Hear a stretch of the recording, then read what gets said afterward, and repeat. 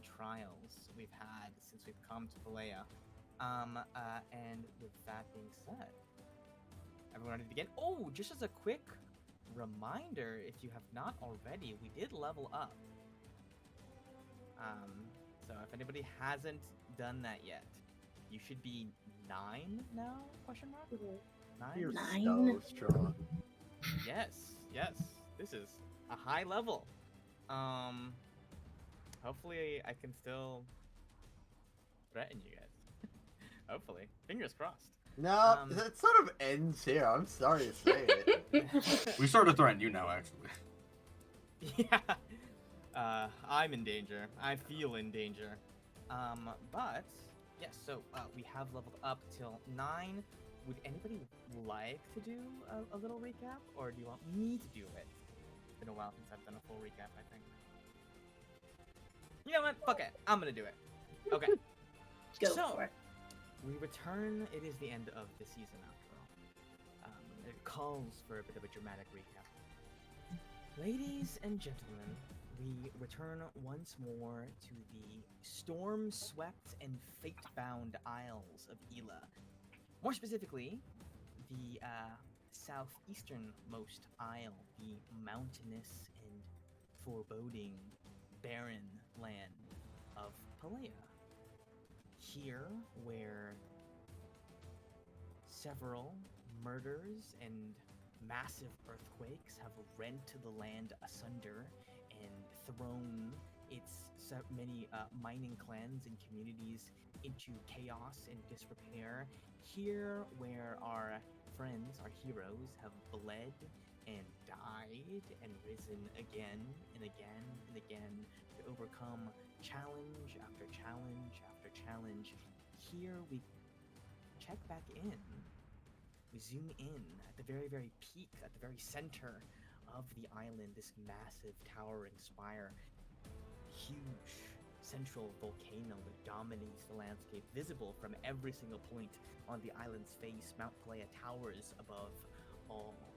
From here on high, our heroes stand upon a rocky platform suspended in molten lava before the goddess Palea, who has summoned a flame that will return them to their ship. From here, they can take a little spin around, and peering over the boundaries of the crater, they can see out into the distance dark skies farther out, even some to the far west, perhaps taking on a tinge of scarlet. Ever since they have arrived on this island, and even before that, our heroes have encountered truly so many challenges, from assaults on the high seas by another pirate ship, led and captained by the enigmatic and still unseen, except through the eyes of, I believe, Fields has seen Mama, right? I think I think Gallet saw it through Fields. Right, you saw through Yeah. Fields. The enigmatic Mama, who has yet to make a reappearance, but whose matronly shadow surely looms over the future, as there has been talk of a pirate council brewing in the near future. To the first choosing, the choosing of the brass hand that you all chance to witness. Still, not even stepped foot on Palaean soil, Meta Brasshand chosen by the goddess to perform in her grotesque series of trials.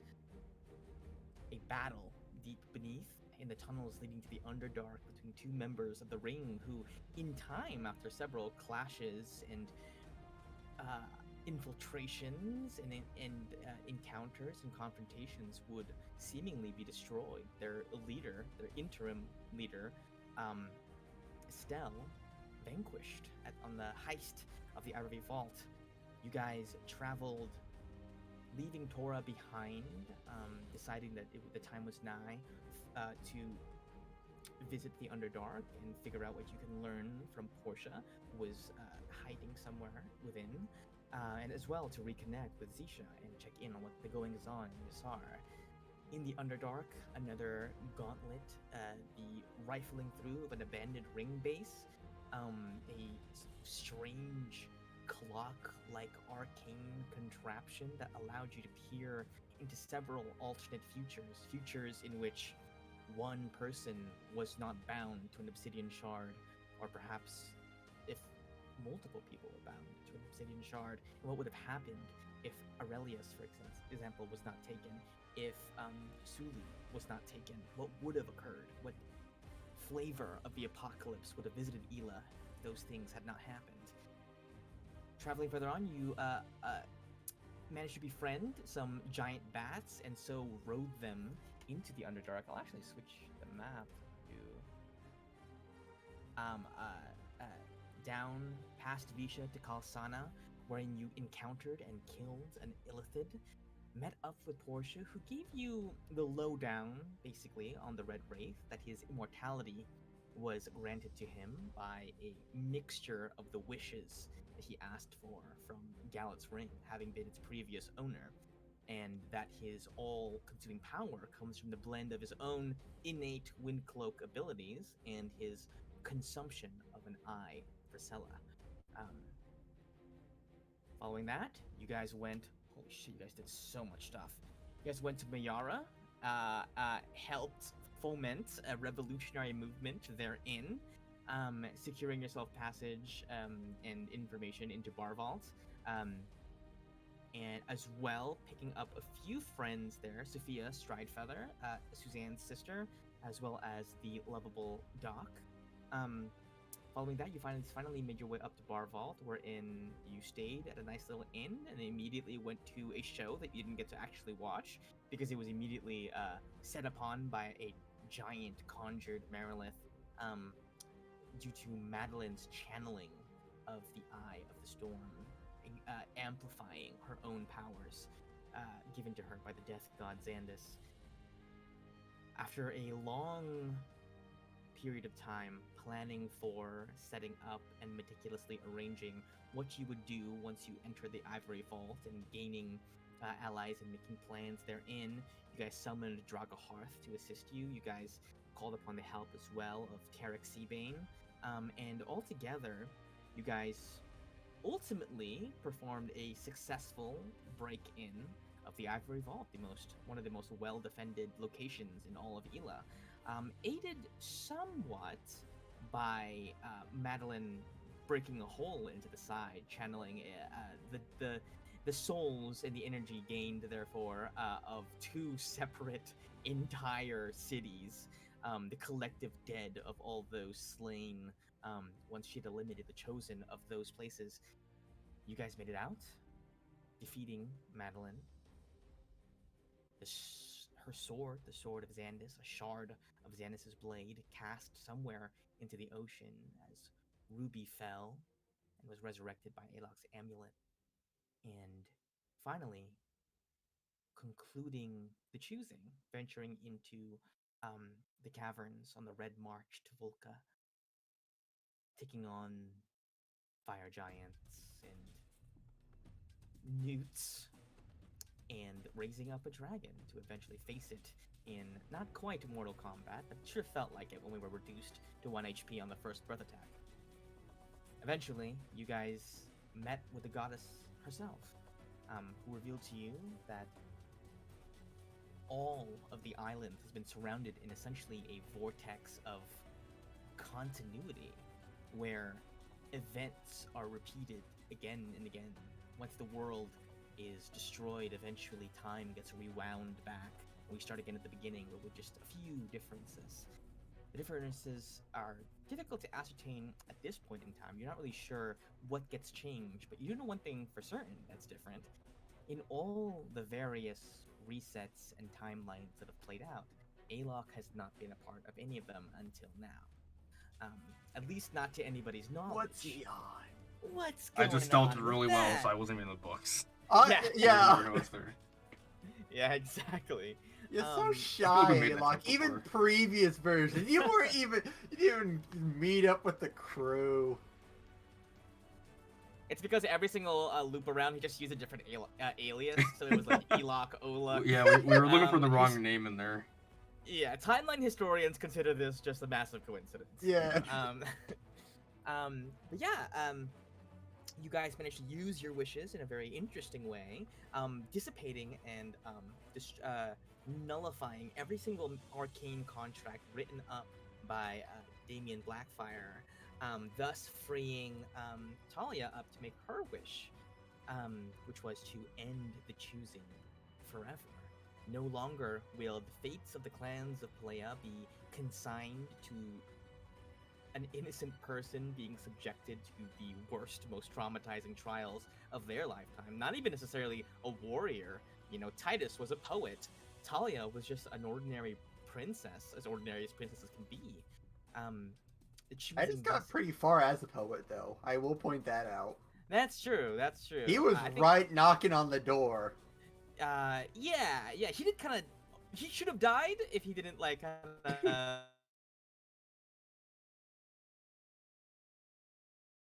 Was that me or was that him? Well selected. Okay. But that is a story that perhaps will never be told.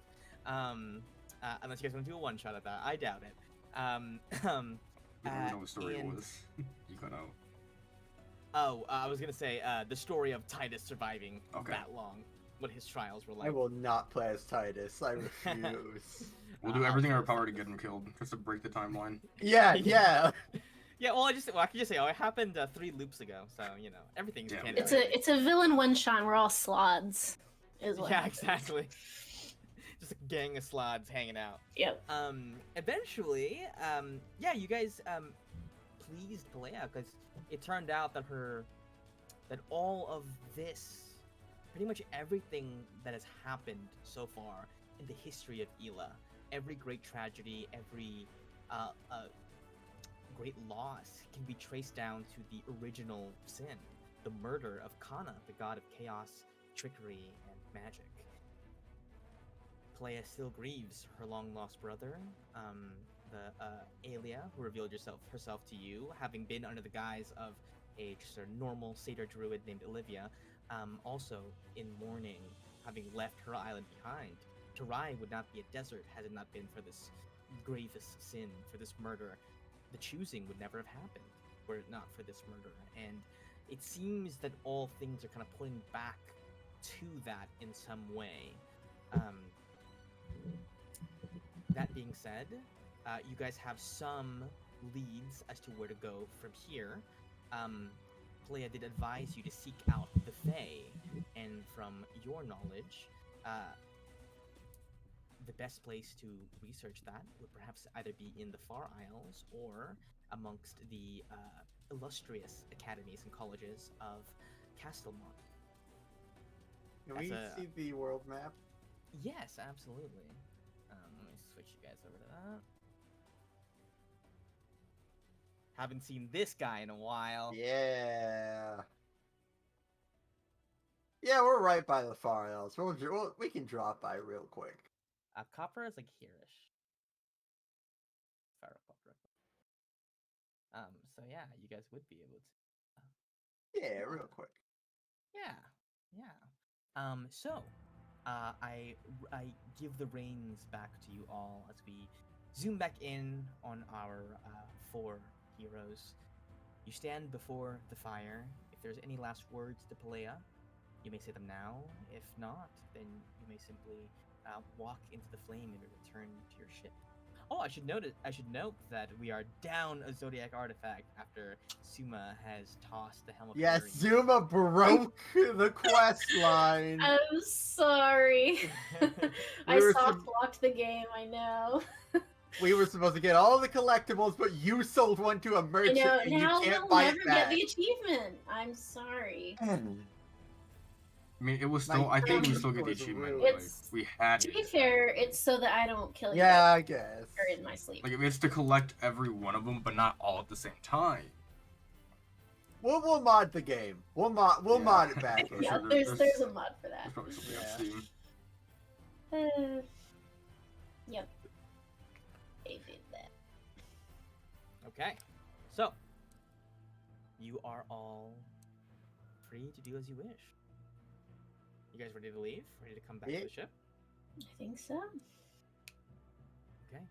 Then, with a kind of a nod of acknowledgement, Palea, whooshes her hand. The flame rises a bit higher.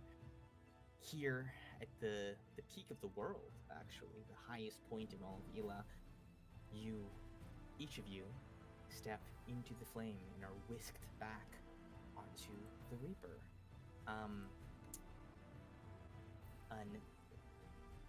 A place we haven't been in quite some time. I don't recall.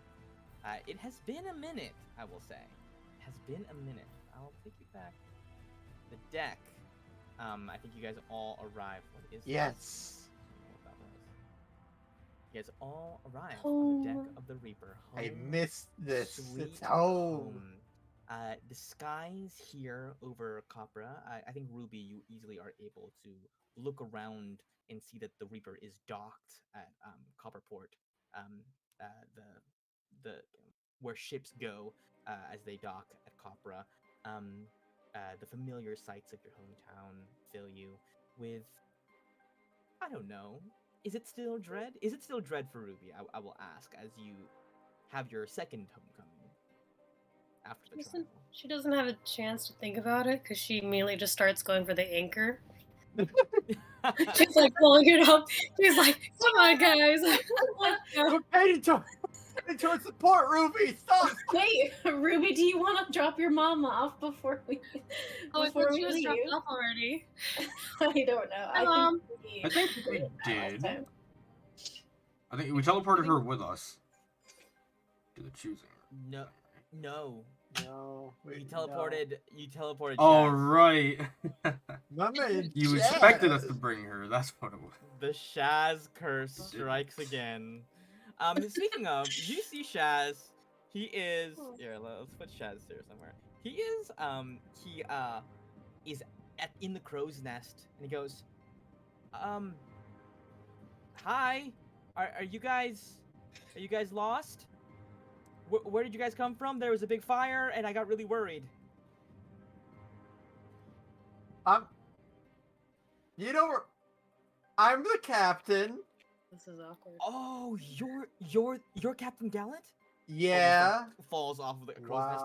Wow. Oh, so sorry. And you see he starts climbing down the little rope ladder. Alok didn't do a good job that one time, so he kind of almost falls out because one of the things comes loose. No one's retied it since. No one's even fixed it. No one's It's fixed it. such a shoddy crew. Comes down, scrambles on the deck, and he runs up to all of you guys, and he does like a really deep bow. He goes, "Hi, I'm Shazimir, and nice to meet you. Sorry, I didn't mean any disrespect, Captain, sir. I just this is my I've only been here a week, so I hadn't actually had the chance to meet you yet." That's fair. Well, this is Ruby, the first mate, and these two schmucks in the back. They're part of the team too. They just don't have really specific names. Second mate and third mate. Sure, but like, I don't want to be too hierarchical. We're leaving Palea, and I'm done with this. Maybe they're both third mate. Yeah, that's cool. But I'm still a bit hurt by you not knowing that I'm the captain, so I'm gonna need you to clean up all this rock painting all over the ground. I'm gonna need you to get a bag, put it all together. Gallet, as you say, clean up all this. You did this thing, like you looked around. You look around. The Reaper is a bit scuffed up. You see signs of battle. You know your ship. You're a captain. You know your ship. You notice where there are like gashes in the wood, and even some spats of like dried blood that was not able to be completely cleaned out. There are signs, like the telltale signs of like boots scraped across wood, leaving behind small impressions and scrapes along the surface from the dancing of combatants upon the deck.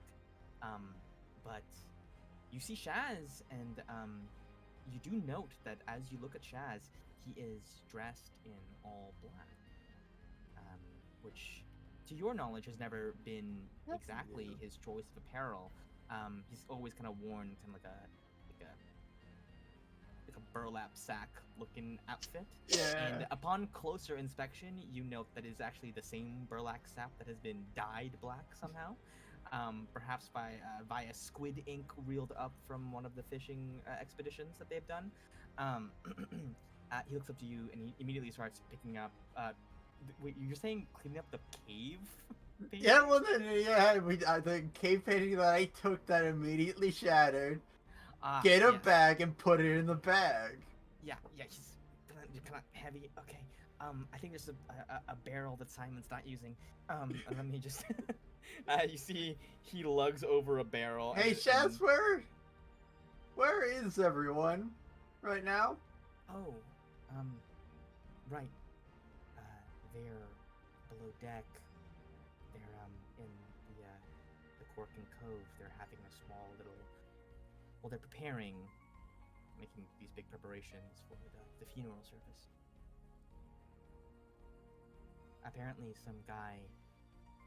Not some guy, but someone that I didn't really get the chance to meet. I think his name was Andros. Passed away a little while ago, and they've kind of just been putting off the funeral.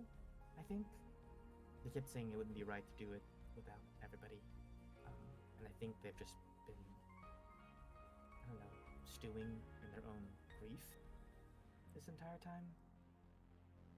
Yeah, let's go downstairs, everyone. I'll keep cleaning. I didn't want to join in. It felt kind of wrong to do that when I didn't know the guy. What? Short and sweet, Feels because you rough. have to go. But what happened here on the deck?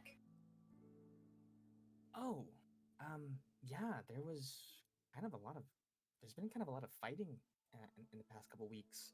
Monster attacks and stuff like that. Some weird skeleton-looking creatures kind of climbed up aboard deck. Everybody seemed pretty freaked out about it, but I guess everybody here is a really good fighter.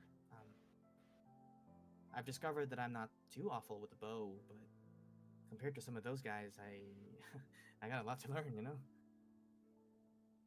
Plenty of people here who can teach you some tricks. Who is the most impressive fighter you have seen? The most impressive? Yeah. Well, I'd probably say the lady who runs the bar. I didn't expect it. Well, I guess looking at her arms probably tells a bit of the story. Muscled and scarred probably tells you that she could fight, but, you know, I guess working behind the counter hasn't rusted her skills, like, at all in the time since, so I felt in good hands. I'm just thankful it's not Simon. Ooh, that would have been scary coming back and he's the powerhouse. Oh, I mean, Simon's no slouch either. No. Honestly, he's put in some work. Is that not normal for him? He's an up and comer, unfortunately. Suma's a good teacher. Do you not like Simon? Is there beef? No, it's just like I feel pretty confident in how quickly I've progressed in my skills. And that guy was like, he started later than me, and he's catching up scary quick. Well, how long did it take you to get you to where you are? I don't know, time feels so weird. Yeah, probably like a year or so. Yeah, like a year, maybe Like, 2. Almost 2 years. Actually, no, it's not. It wasn't That's that literally long. over It's 2 years. literally just all from the ring, so. I think It's not in like game it's been 6 months or Oh, something yeah. like that. It's been somewhere around there. I want to say. I'm almost halfway to the max That a might not normal even be person I feel like could it's ever been get less to, than and it's that. been 6 months. But Simon's been catching up way too quickly. Well, you know what they say. Kind of times of trial make warriors out of everyone. Wise words. Anyway, it takes me like 15 minutes just to work up the strength to pick up one of these rock pieces. So Yeah. I'll let you guys go. And go ahead and I guess I want to say, do you guys want to inspect the damage more, or you kind of just like take whatever he said, whatever Shaz said, as like, okay, there was some skeletons and stuff. I plan to ask the people downstairs about it for more Okay. details.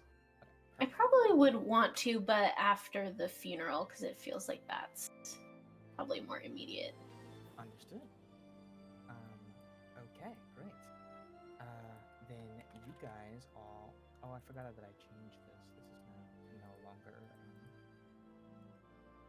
It used to be like layers of the same map, but now it's separate maps. I forget why I did that. Oh, because we were running combat, I think. And I wanted people to be able to be on different maps at the same time. Yes, let me just get your coaches on.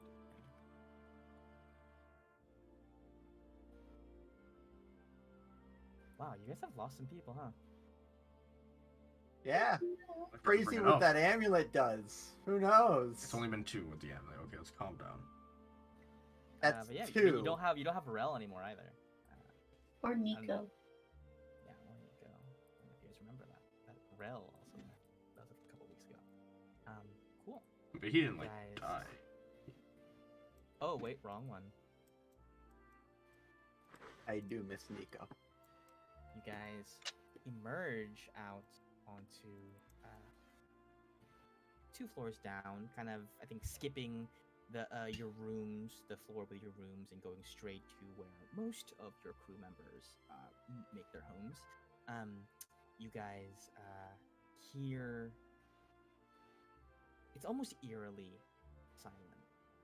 Like this ship has always been quite a rowdy one. I mean, skirmishers A, they go hard. They love to party. They love to party, and Archers B always gets annoyed, and there's always some kind of kerfuffle there. Cannoneers A constantly singing sea shanties.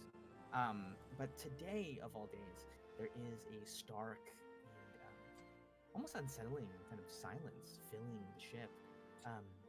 You do hear some murmured voices in the direction of the Corkin Cove, however. Yeah, what do you guys do? Just walk straight in? You guys are in the right layer. So, yeah. I just, Mhm. hey. Whoa. Yeah, you check in on all the rooms. They What about the seem to bee be empty. The bee people? Well, I mean, like, he They're didn't in even there. check. Galley didn't even try checking on them. He just Well, I Yeah. mean, like, only I tried the do A's have people. favorites. I'm not gonna lie. So all the A's? Okay. Well, that's how do you think we place them? The A's are the ones where the best are at. You guys step into the Corkin Cove, and immediately what little sound and murmuring was happening in there ceases almost entirely. Dell sits at the counter beside Miela, and you see kind of the usual suspects: Suzanne off to one corner, Simon and Tink on another, and perhaps catching your eye now more than ever, given all that you have learned, is that little fairy, that small sprite named Lula floating about, kind of idly around where Tink is. She seems to be inspecting his chassis. Is that how you pronounce it? Chassis? Whatever. You know when robots. Anyway, whatever. He's Seems to have inspecting the- his chest. Just Okay, say Checking it. out exactly. his Kind of like bod. checking I think it's out. cat. Cassie. I think it's just just kind of inspecting the arcane work and make of the Warforged. And you see Simon immediately stands up, and you see that Simon is. There's something a little different about Simon. He's absolutely ripped. He stands up, but he stands up a bit more straight than you're used to. You're used to Simon almost perpetually hunched by the weight of his oversized book, as well as the expectations he puts on himself that he feels he is failing. But Simon stands up, kind of almost pinned straight, and you see that he's wearing a fresh, all black, like suit, like formal wear. He's wearing kind of not like, certainly not like the most expensive money could buy, but certainly something that was not in his wardrobe before. This is very obviously freshly purchased. And as you look around, you see Suzanne as well has traded her kind of leather armor for like kind of like a sleek, like black, like kind of like body conforming, slightly padded arm, like leather, kind of like top, like the kind that like you might wear when like breaking into a bank or something like that. As well, Miela is wearing a long dark dress, and Dell as well is wearing a suit, a pitch black suit. Tink is just Tink, and is still wearing just their customary like kind of like green robe, but does seem, I think, like a bit downcast, as if the loss that has occurred on the ship has hung over everybody in such a way that it has cast all of them in a new light. Simon approaches all of you, and he says, "Hi, guys. Welcome back. We heard that you guys succeeded just a little while ago. There was an announcement over. Well, Oh. we all kind of heard it in our heads. That. Okay, yeah, I guess. Let her do what she wants to do. Bit weird that she says it out loud like that. Oh, well. Just feels weird. You're looking Yeah. a bit snazzy there, Simon. Oh, thanks. A little bit after you guys moved on, Draga came back and just left all of us a little bit of gold. I guess a person like her doesn't really need that much to begin with, given how long she's been in the industry. So I guess she managed to snag a little bit, and kind of gave us some. Did I give We him all- a buttload of gold before we went? I don't I'm remember pretty if you sure gave everybody. I'm pretty sure I gave the crew a good portion of what I earned. In person. Maybe Or not just- in person, but I'm pretty sure my money is lower because I gave some of it away. Yeah, for sure. I think you also did that, but Like he's just saying that 1300 gold? that's where he bought this Okay. specific suit from. He goes, he's like, the rest has kind of gone into maintaining the ship. I don't know if you've had the chance to look, but we've upgraded some of our cannons, and yeah, repaired a lot of the disrepair and disuse that kind of was left behind from the old days. I'm glad to see that you guys are all safe. You too.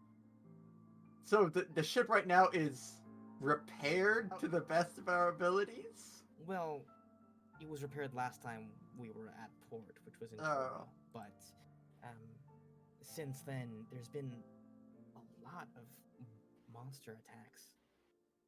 Not just sea monsters either. The undead as well, crawling up out of the depths. Drowned sailors. I don't think it's the Wraith because, well, none of us passed out this time around. That's a throwback to episode 1. God, it's a lot. And, no ominous red skies or anything so far, but I don't think it'd be a stretch to think it's connected. Yeah, for sure. What? Yeah, I know. I guess I don't have anything specific to ask. Suma? Oh, good to see you all safe and Yeah. healthy. You too, and Master. Of course. Looking forward to catching up. I've been hard at work, trust me.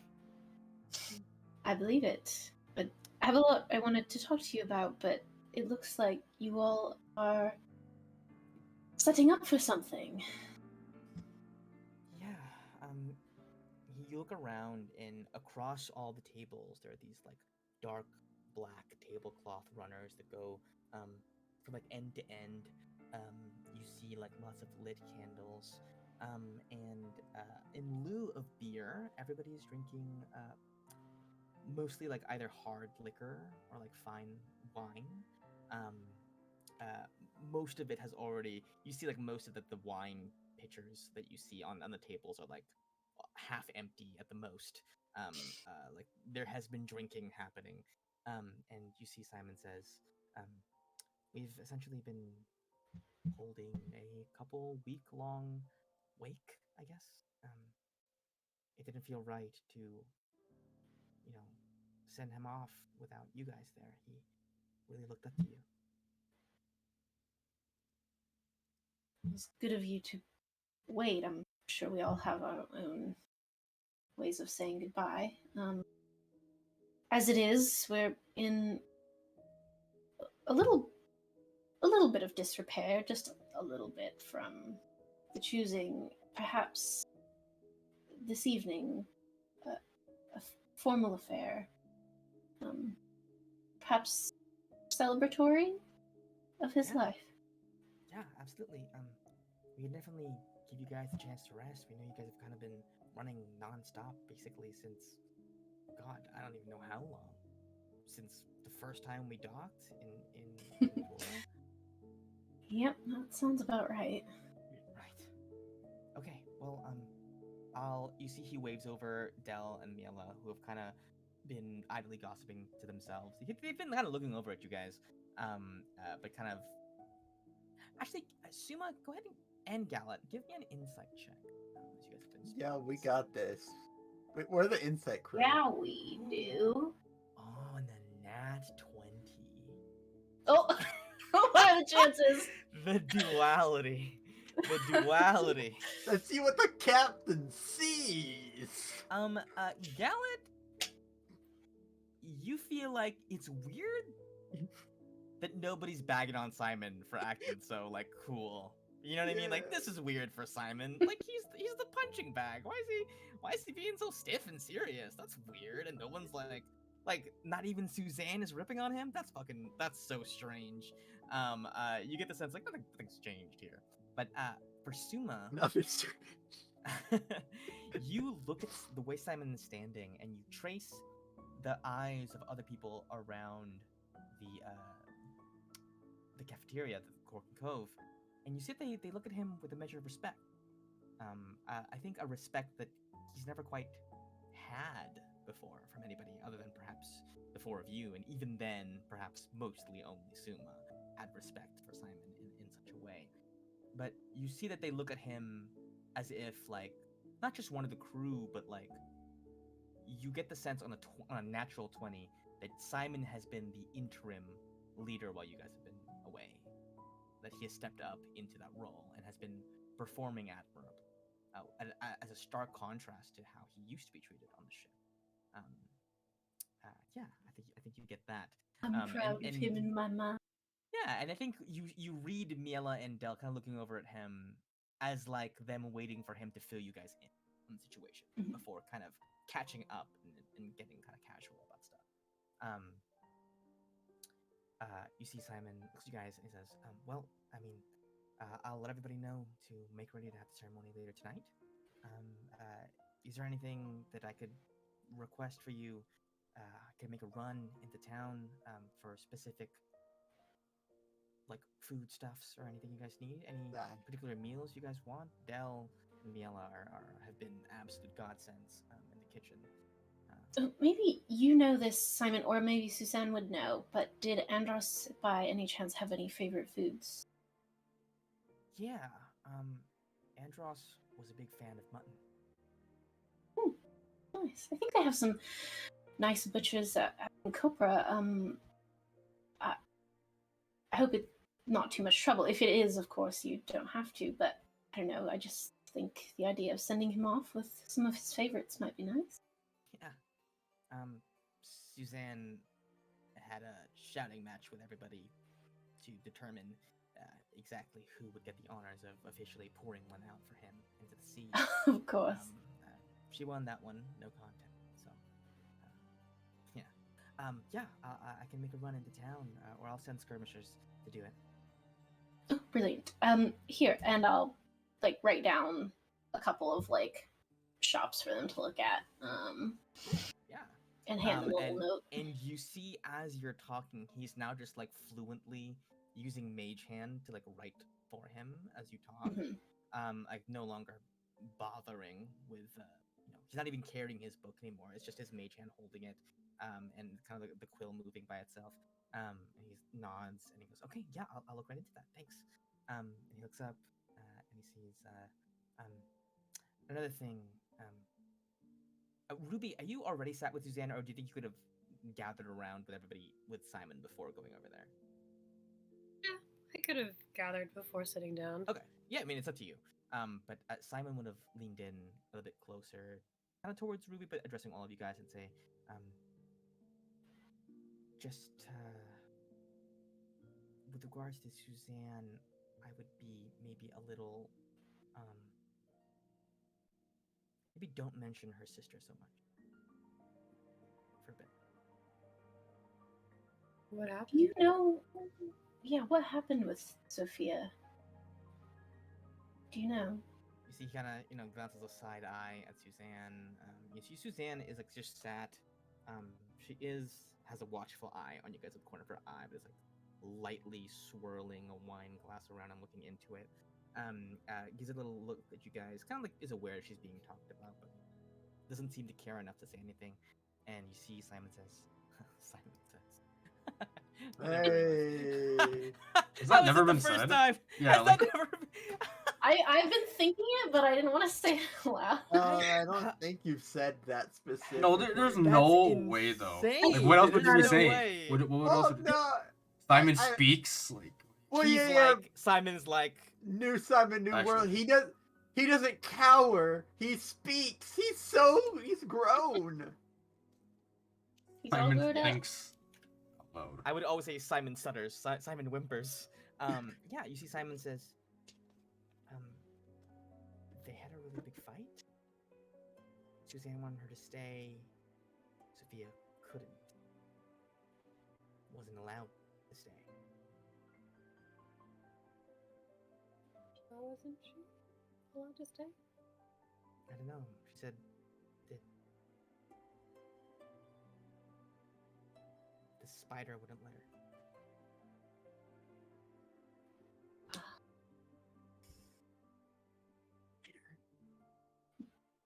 Yeah, warlocks, right? No, I was kidding. Yeah. Just just a little heads up, but yeah, celebration of life. Do you guys think here in the Cork and Cove, or on the deck? I think we can say what we want to about our memories with him up at the top, and then everyone can come down and eat together. Okay, sounds good. All right, I'll get started. And you see he briskly walks. I guess kind of like leans in and whispers some stuff to like skirmishers A or whatever. Like, I need you guys to go into town and you see this list. Yeah, okay, great, great. And you guys are free to Good. talk to Nothing has changed. You guys are free to talk to whoever you like. On his way out, as he sort of like goes past me through the door, I'll just like squeeze his shoulder a little bit and say, "You've done good. You look good. Thanks. Thanks for Good. holding down the fort." Good needed to be done. And you see he says, I really hope that we never have to go without you guys for that long again. I think we hope so too. See, he nods, and goes on. And I think, Suma, you get the sense that Simon may have leveled up a bit. Wow. Yeah. Simon is now a 4th level. Wait. Yes. School of Abjuration. He has leveled up a little bit. What feat did he take? Inspiring leader. Oh well. Isn't No. that based on your charisma though? Like, Um, he's regained. Yeah, he's doing his best. Um, he he took an ASI and an inspiring leader somehow on the same level. He broke the He's rules. that sounds like some good. fuckery. It's a little fuckery. Anyway, you guys, are free to who you guys want. What do you guys want to do? Who you guys want to talk to? What are we up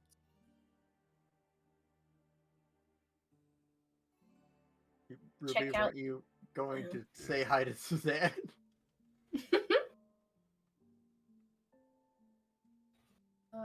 I mean, honestly, I was just going to do this thing where like I like sat next to her, and like we're sitting close together, but like just like a nice Yeah, silence, just you know? mirroring.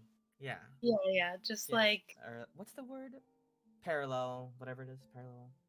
Things up in parallel. Parallel parking, yeah. Yeah, exactly. Yeah, beep, beep, beep. I think that you sit by Suzanne and you find that what Simon said was a pretty was pretty good. Like kind of not advice, but like it made sense to you that that might be what needs to happen right now. You sit by her. She kind of she gives you a small little smile, nods to herself, and kind of slides a glass of wine your way. And you guys just sit there in silence, sharing each other's company, and it's a good silence. It is not the silence of a void, but the silence of a filling. Um, what once was a silence of grief is now more a silence of slowly rising contentment. I think you get the sense, I think, easily that your presence is a comfort to her. I think she gives your like a very chaste like squeezes your thigh with her hand like under the table, just like it's a quick like thanks for being here, and then keeps just slowly sipping at her wine, kind of processing. You do see though, Ruby, that there is a letter in front of her that is a little bit crumpled. It looks like it was crumpled and then taped back together. Um, in kind of like in like a little bit to the side of her. Like she's not looking at it actively, but you can tell she's had it out for a bit. And yeah, so you guys do that unless you want to try to sneak a look at that letter. Oh, I gesture towards the letter maybe. I'm just like, may I? Kind of a deal. And depending what she says, I'll either. You see, she just takes a hand and slides it over. And I think Ruby, give me an insight check as well. Onto Suzanne.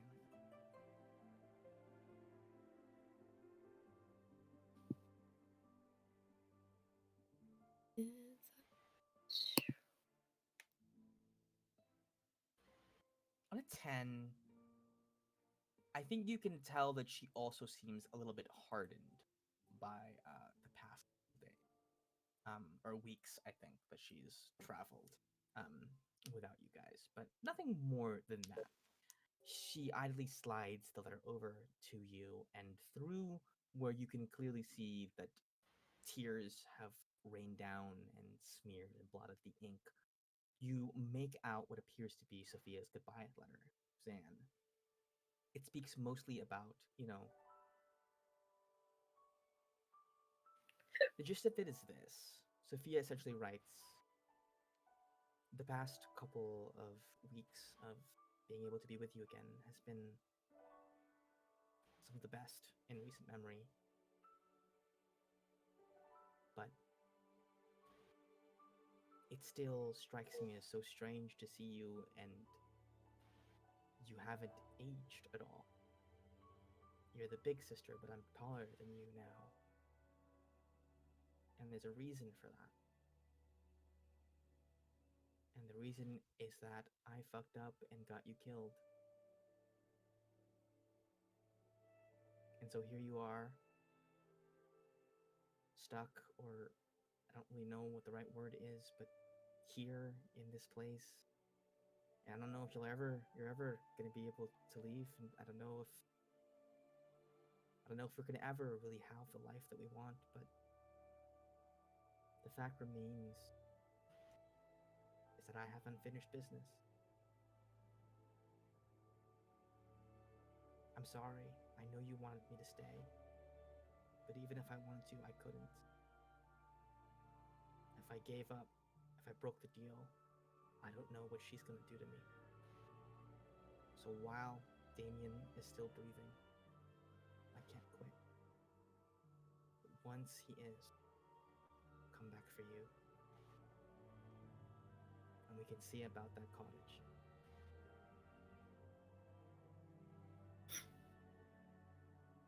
Love, Sophia.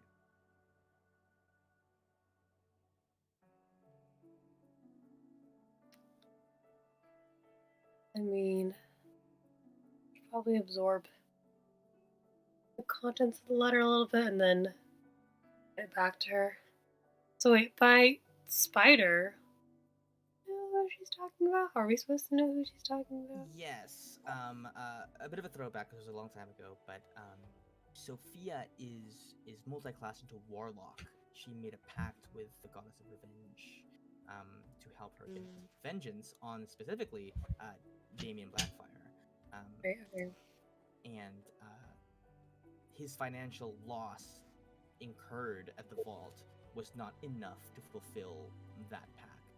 Essentially, she's still on the hook to the spider until she is able to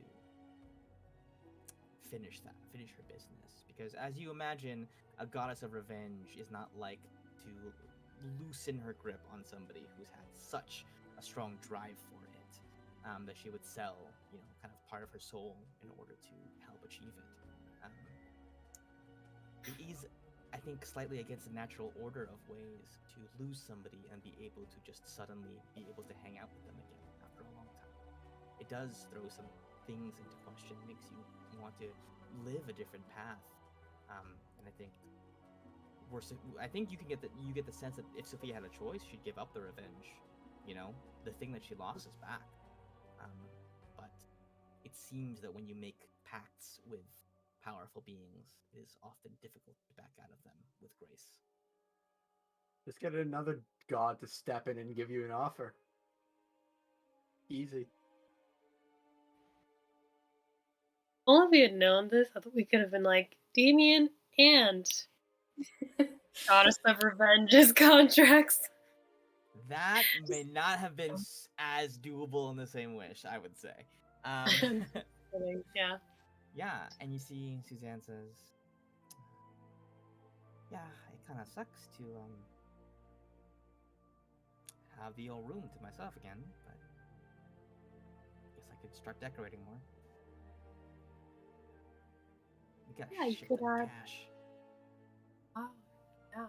You could put a. Give me a sec. Something farm. I'm trying to think of a good pottery barn equivalent in our world.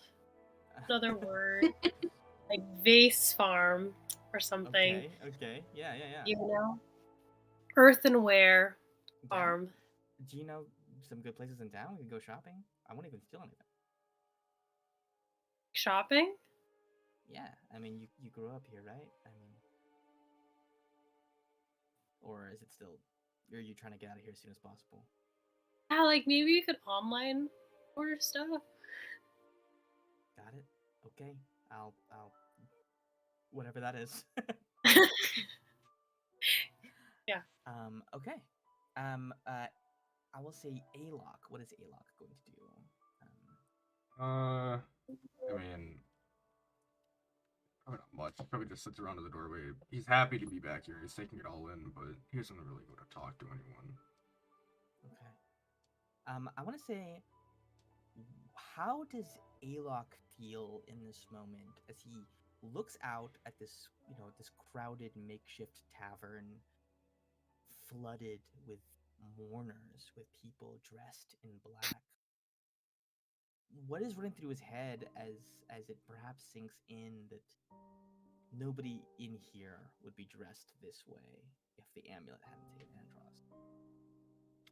I mean, obviously not good about it. He's felt bad for a Yeah. while now, but he's had a lot of time to at least get used to it being his fault. He probably feels guilty, but I don't think he'd be. I don't know. I think he's had a lot of time to cope with it at this point. He still feels awful though. Understood. Okay, I think. And he you hates keep the your amulet. distance. Got it. Of course. You keep your distance. Do you think you stay here? Or do you think you eventually slink back to your room? I think he still wants to take it in. It's been a while. He wants to at least watch everyone do stuff. Cool. Gallet. Where do you go?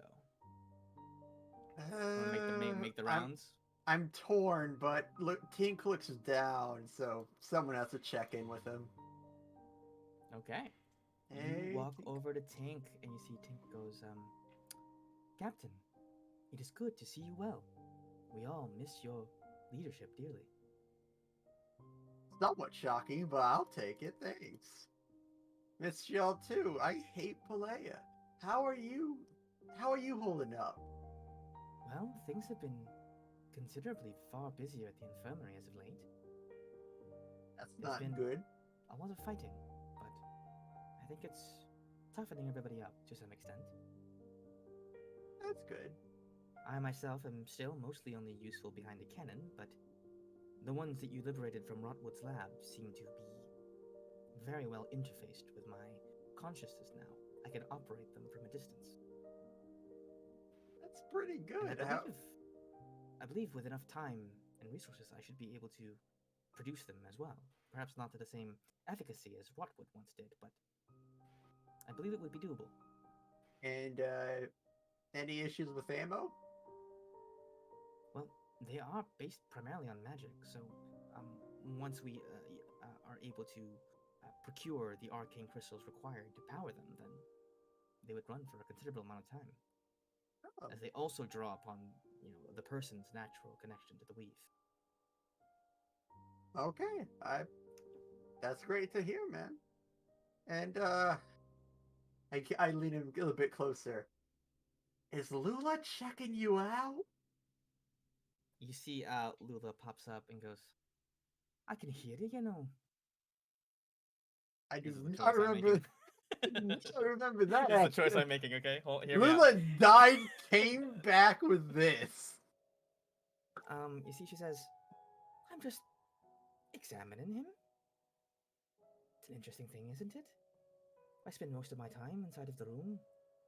Don't get to look much but other people. So many more new arrivals recently. Yeah, I mean, it depends on how long is recently for you, but Recently is recently. I've been That- around on this ship for God knows how long. yeah, then I guess that would change some things up. Indeed. How And time flows a little bit differently for fairies, of course. it does? A little bit. At least, as long as I've known.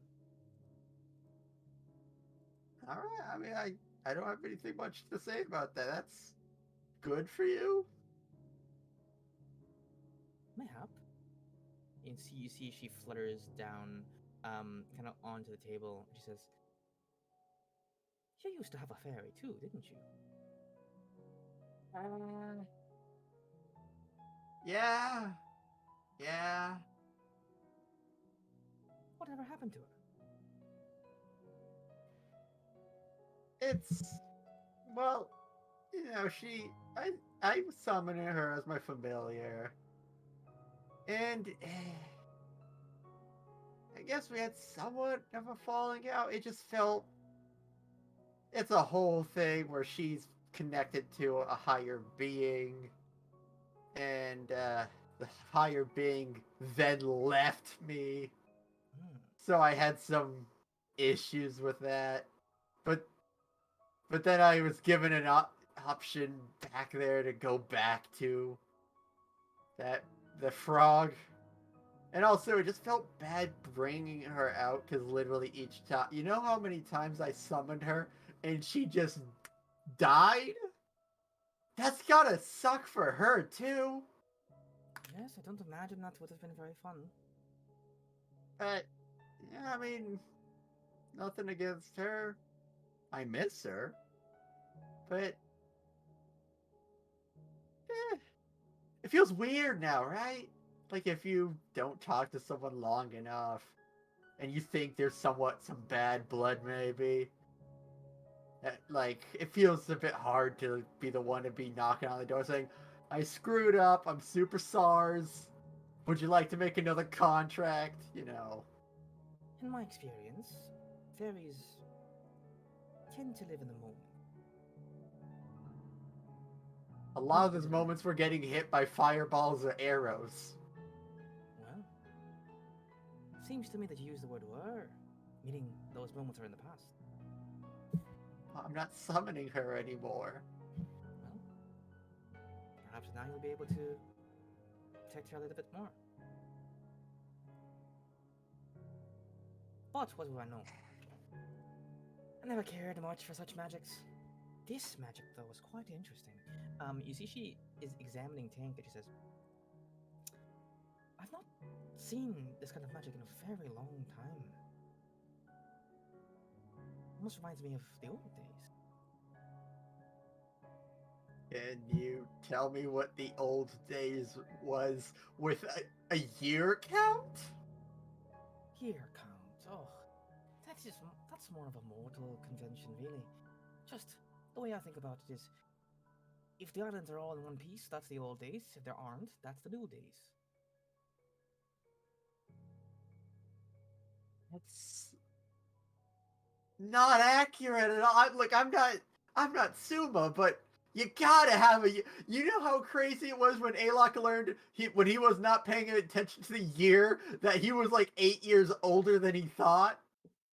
That was why you gotta give me something to work with, like anything of that time. Again, I do feel like you're imposing a little bit of your mortal conventions upon me, but yes, well, back when Ela was one island, Oh God! there used to be creatures such as this. No offense, Tink. And you see, Tink goes, no problem. They go, I'm well aware that my kind has only been a recent invention in the timeline of modern Ela history. But you mean to say that you were around at the time where the ancients were first constructing their version of the Warforged? See, the look goes, ah, yes, that was a good time. Though they didn't make them as skinny as you back then. They made them big and hulking, like twice the height of Sumo, for example. 5 times as broad, too. Oh, Suma's not that broad. Yeah. 1 times 5 is only 5. That being said, they didn't seem to have as much personality as you. So perhaps that is a bit of a blessing. Although, I don't know if you would consider that a blessing or not. You see, she floats up, and she goes, by the way, have you seen my roommate anywhere? That lost boy. He's upstairs. He made a bit of a mess, and he's cleaning it up. Ah, I see. We told him that his job was to keep watch of the crow's nest for any incoming storm. Don't think he's gathered yet that you don't need to worry about it too much when you're at port, but fun to mess with him. He dies quite a bit. Did he die again when he came back? No. He was mostly, Simon's not been hiding in barrels quite as often, so there was a free one open for him to kind of snuggle into. Good.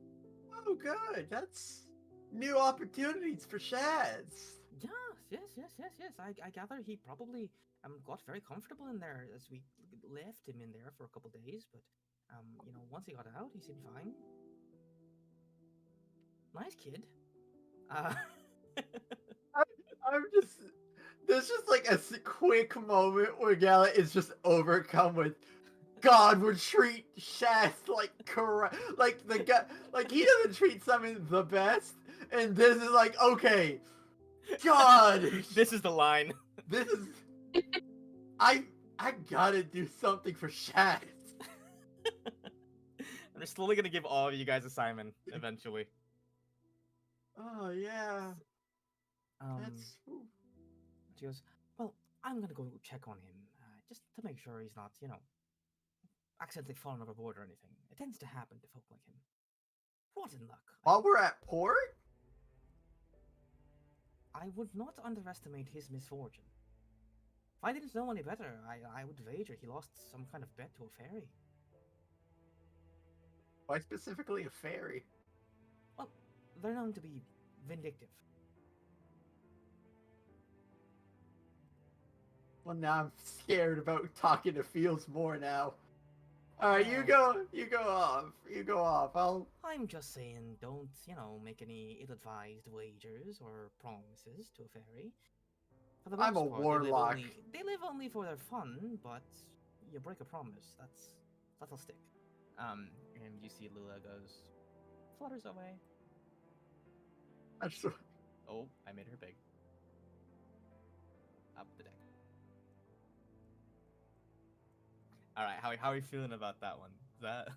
Is that acceptable? I like Pretty Kalula. good. Yeah. She seems Well, chill. It wasn't the worst accent in the world, right? Okay, cool. Poor Shaz. Still wavy, but yeah. Gallet, you see Tink kind of, as that concludes, looks up at you and says, "Captain, have you any idea where we'll sail off to next?" The Far Isles. The Far Isles. Well, can't say I know too much about them, but I am. Darn, excited. You know what? I should have asked Lula about anything with the Fae. I should have just dropped that, didn't I? Huh? I thought you would, but just kind of kept going. I mean, I Good just got time. too into the moment with Shaz and. Okay. I think I will say, Suma. After your talk with Simon, where would you go?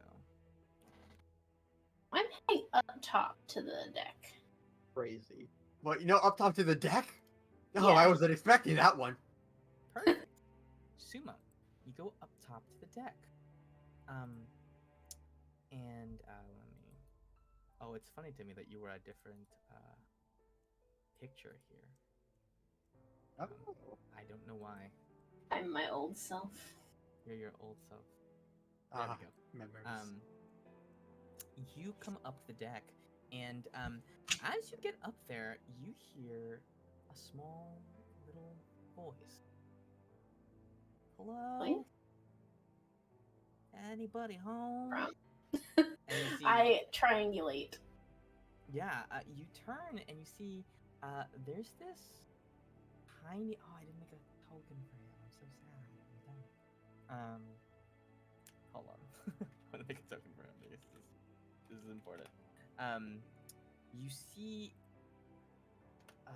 at the end of the gangplank, taking a very tentative step, onto the deck, you see a small little dwarf. He has kind of this sandy brown hair, these big eyes, a little button nose. He's dressed in like kind of like a little like nice woolen tunic. Kind of, he looks a little bit like maybe like a more well-off child, certainly. He's kind of like bent over and looking around and goes, is this the Reaper? Is Mr. Reaper here? I'm shocked, and then I collect myself. Ahoy, child! What be this? I suddenly lose all mental capability. I Hi. walk over to him.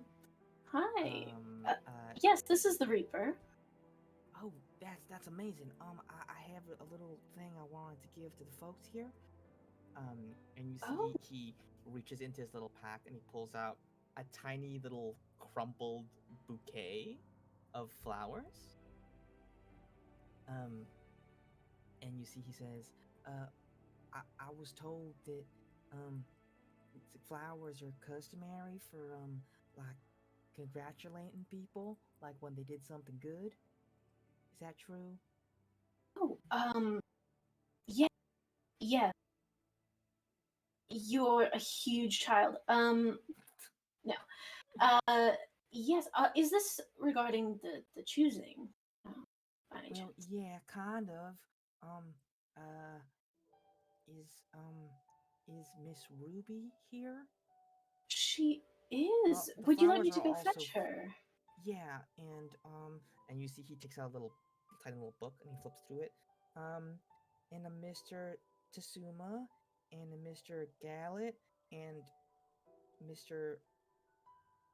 Ayla. Ilok. Ayla, yes. Um. Yeah. Okay. Well, I'm Suma. That's my name there. Oh, And so I can get the other three and bring them up here, and oh, great. I'm Yeah. sure they'd love to see the flowers. Okay. Yeah. Thank you. I'll just wait here. What's your name, little one? My name's Bubba. Oh my god! I'm gonna eat Bubba him. Brass Hand. I'm gonna eat his body. Okay. I go downstairs. I indicate a nice, comfortable crate for him to sit on, and then I He go plops down. collect everyone. In the corner, Shaz and Lula are like talking to each other, and you feel like Lula's probably fucking with him, but you have other things on your mind now. So yeah, you go and grab everybody. You guys, when Sumo comes and grabs you, do you guys just come with her? I mean, sure. It's. I am a bit worried with how much Suma says she's going to eat someone. So that I, is that I is don't. worth something. I don't tell you guys what it is. I just say I have a surprise for you. Is this another Okay. bed basket? I'm not a big Basket. fan of surprises. Oh, that was totally not me, by the way. No, this is different. It's really cute. I think you're gonna love it. I'm scared. What does Suma think of this cute? I just dash back upstairs. I don't know. Okay, so Suma's into a do lot of you weird gather? things, like killing people. So That's true. Maybe it's a corpse up there. sure, I she don't thinks know. maybe he thinks I it's hope cute. not. In You know, 5 minutes. I have heard tales that elves do eat people sometimes. I have I heard No. that. have never. I have heard that. Where did you? You know, I think I might have heard that too. That seems. They eat people's arms and they get their memories. I'm pretty sure this is Maybe we spot should go on. check out what Suma wants to show us. yeah, I- you guys. Maybe he's like possessed by like, you know, Aries still. I don't know. Yeah. You guys all come upstairs at Suma's I'm insistence. holding my weapon out just in case. I'm You having have like your weapon out. yeah. You gather around this small child, and the small Get him. child immediately, like, the moment he sees, I think Ruby, he thrusts the entire bouquet at her. And he goes, this is for thank you for you. I'm Bubba.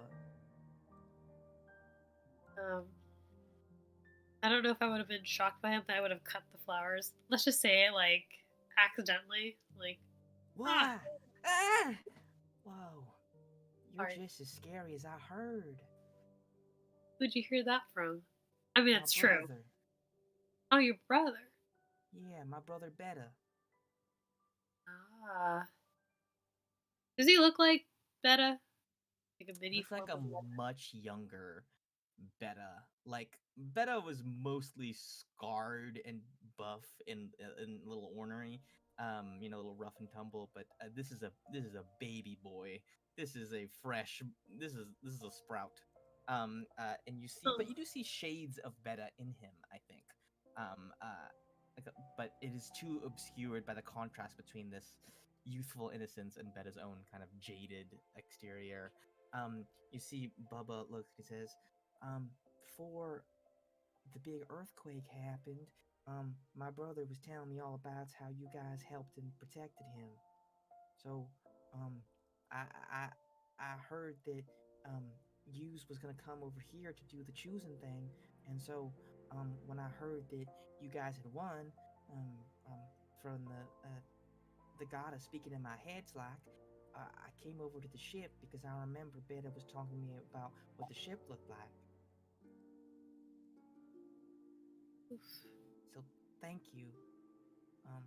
He really admired you guys. Yeah, sorry about your brother. He was all right. He was an all right dude. He was courageous to a fault. Yeah. Well, you see, these are like like little kids think they can try to hide that they're crying or gonna cry, but they really can't. He's just like, well, like this is doing anything to make anyone think he's not crying. Um, he goes, I just know that if he had really gotten the chance to do the choosing stuff, that he would have done real well. But I'm glad that at the end, at least one of his friends was able to do well for him. He was a good You're man. right. Anyway, that's all I wanted to say. Thank I you should for probably these. run back before my mama gets mad. Your family is staying in Copper now after the earthquake. Yeah, well, my mama is helping people rebuild back there and still kind of making sure that, everybody who chose to stay is doing okay. But my sister's here, and if my sister tells my mom, I'll be in real big trouble. She doesn't know that I'm here. Don't tell anyone. Okay. And you see, he kind of like does a really, really deep bow, and like his like floof of hair kind of comes down in front of him and floops back up, and he goes up.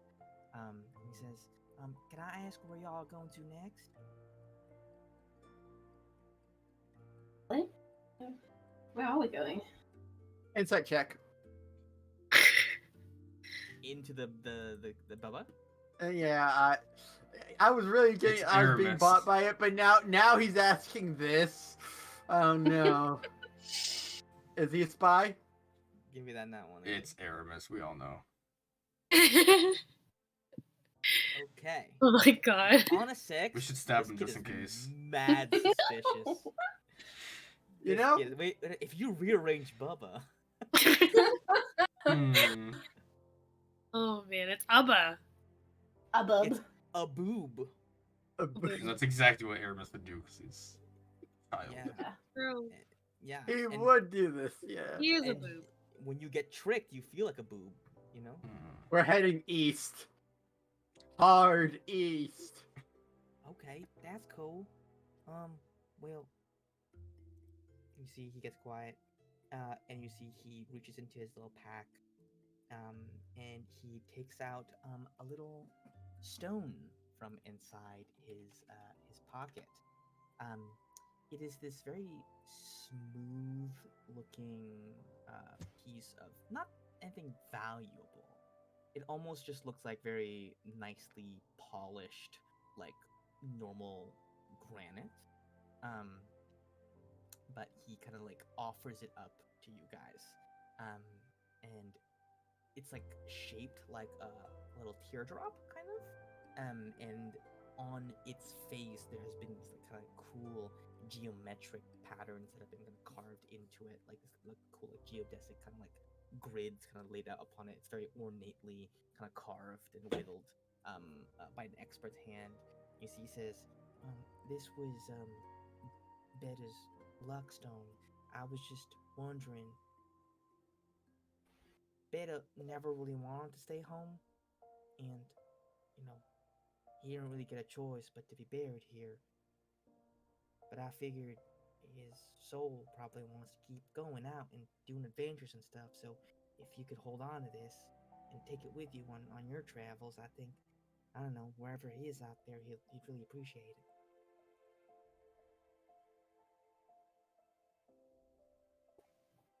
Yeah, we'll take it. I gingerly pick it up. I gingerly pick it up. Yeah. That's really kind of you, giving us an item that can be tracked. Oh my god. Honoring the 6, I respect it. Hey, Suma, when we have some Yes. time, just double Of check the course. properties. If I don't know Why what a don't you luckstone do that does. to me? Who knows what a luckstone really is? I Thank believe you that so much, Ruby, you Bubba. would know what a luckstone is.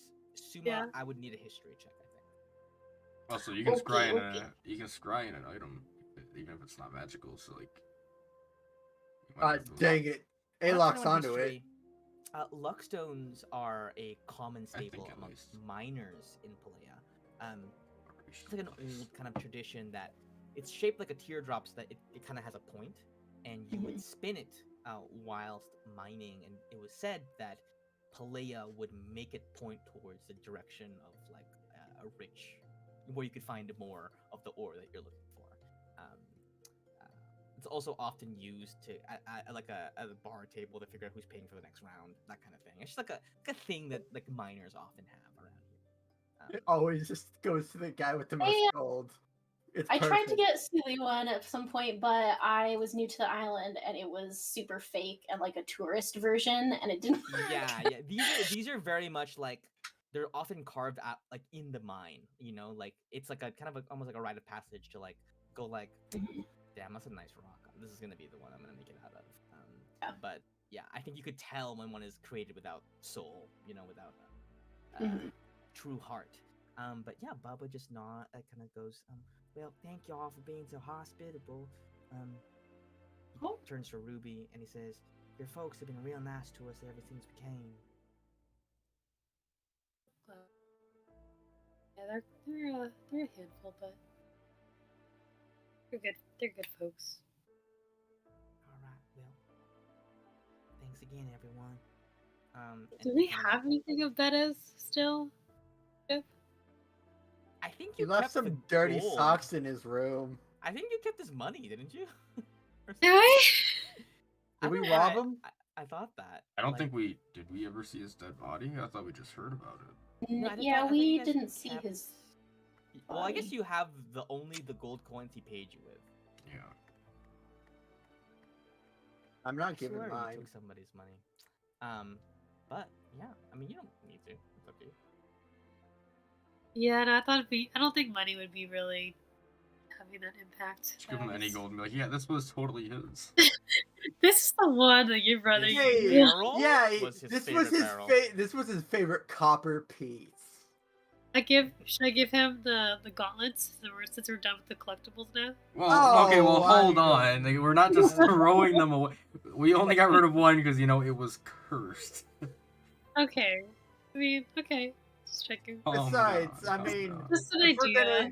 we're gonna give it away, we should give it to a more trustworthy source. I'll just give him a dagger, to a knife. Yeah, where's the surprise? Don't give a Well- child a dagger. But it would be cool. I can be like, it was Betta's. I think that's kind of cool. Yeah, I'm not yeah. giving a child a dagger. You know this what this 5-year-old is missing?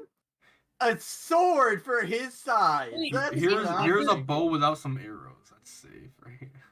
How old is No, this no, kid? that kid will hurt himself. Have you No, ever without played with a arrows? bow? Okay, I mean, if he Yeah, pulls the... it's the snapback. He's not even gonna be able to pull it at all. It's not gonna, like, it's barely gonna move. Take your eye out with that thing. I No, don't. shoot I don't your eye know. out.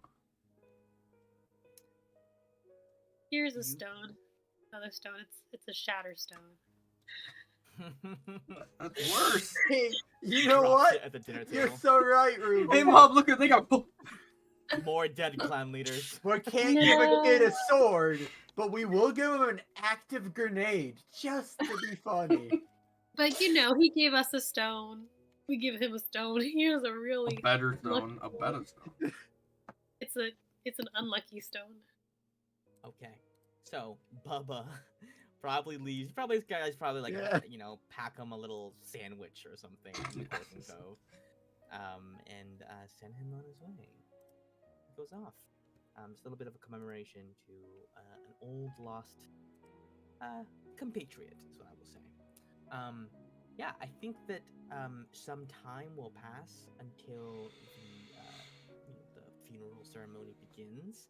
If there's anything you guys specifically want to do or scenes you want to run, you're welcome to do that. Otherwise, I think we just kind of maybe return to our rooms and probably lay down in bed for the first time in forever in your own bed. Unless there's anything somebody specifically wants to do. People, they want to talk. I am wondering what's up with, like, if anything's new with Miel and Dell, but Anyone else want to come? Anyone? If not, we can skip it. We can talk to them later. I don't want to be hogging. Talk to them. I just some point in that whole time, I did come up to the deck to look around. Yeah. Before there was a certainly. child there. Yes. But Yeah, what did you want to do on deck? I just Hubbub like stuff. inspecting for like anything interesting left behind by whatever creatures were here. Yeah. I'll detect go- magic and just like rove around. Go ahead and give me just an investigation check. Alok will help you with that if you want. She's also interested in that. Got it. Okay. 20. On a 20, you hunt around and you definitely see they've done a pretty good job of cleaning up the stuff that was around here. But there are still like stray like barbs and stuff that are still embedded into the wood. Maybe like scales shorn off on contact with a blunt weapon. You see mostly on a 20 that they were fighting generally not. I'll say this. You detect two different kinds of creatures that have been coming aboard. There has been the telltale sign. I think with your detect magic, and that investigation combined, you detect the traces of like undead presence, and I think Alok's amulet can kind of confirm that as well. Like, kind of does kind of all signs point to there was some undead presence on the ship. Um, like stray bones that definitely shouldn't be there. But you also see a lot of like natural sea creatures, like um, mandersols, or perhaps are Sahagin a thing? Sahagin are a thing, right? If they're called that, Sahwagin Yeah. or whatever. But however you pronounce it, yeah. Yeah, Sahwagin. Sahwagin. Just things that you would know are normal to be living under the waters. Perhaps it strikes you on a 20 that it's odd that so many sea creatures would be acting so violent. I think that strikes you as odd on a 20. The undead, you're like, okay, sure, the Red Wraith is like fucking stuff up with the undead, and that's why they're showing up places. But it's weird that all these sea creatures are being this aggressive. A raiding party is not unheard of, but the signs are pointing to like continuous attacks, almost as if it's targeted. Or perhaps it's just such a common occurrence now that it's hard to avoid it, and that strikes you as unnatural. Okay. Got it. Cool. Cool.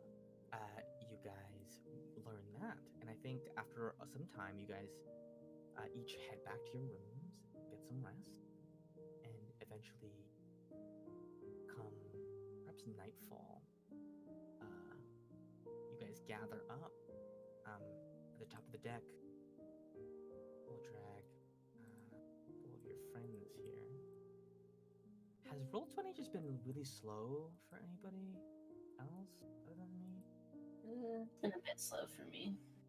Like, I'll open up like a. It's just opening up stat blocks. That's been the problem. I'll try to open up a stat block and it'll take like 5 minutes. Oh, yep. I just. Yeah. Yeah. Okay. That's Yeah, been it is. happening to me. Yeah. Okay. Well, I'm sad, but I'm glad that it's not just me. Yeah. Drag Tink up here as well. Okay, I think you guys gather up here in this nice little carpeted area. Dell and Xan here's. Shaz can come. Shaz is here by the fruits. Good for him.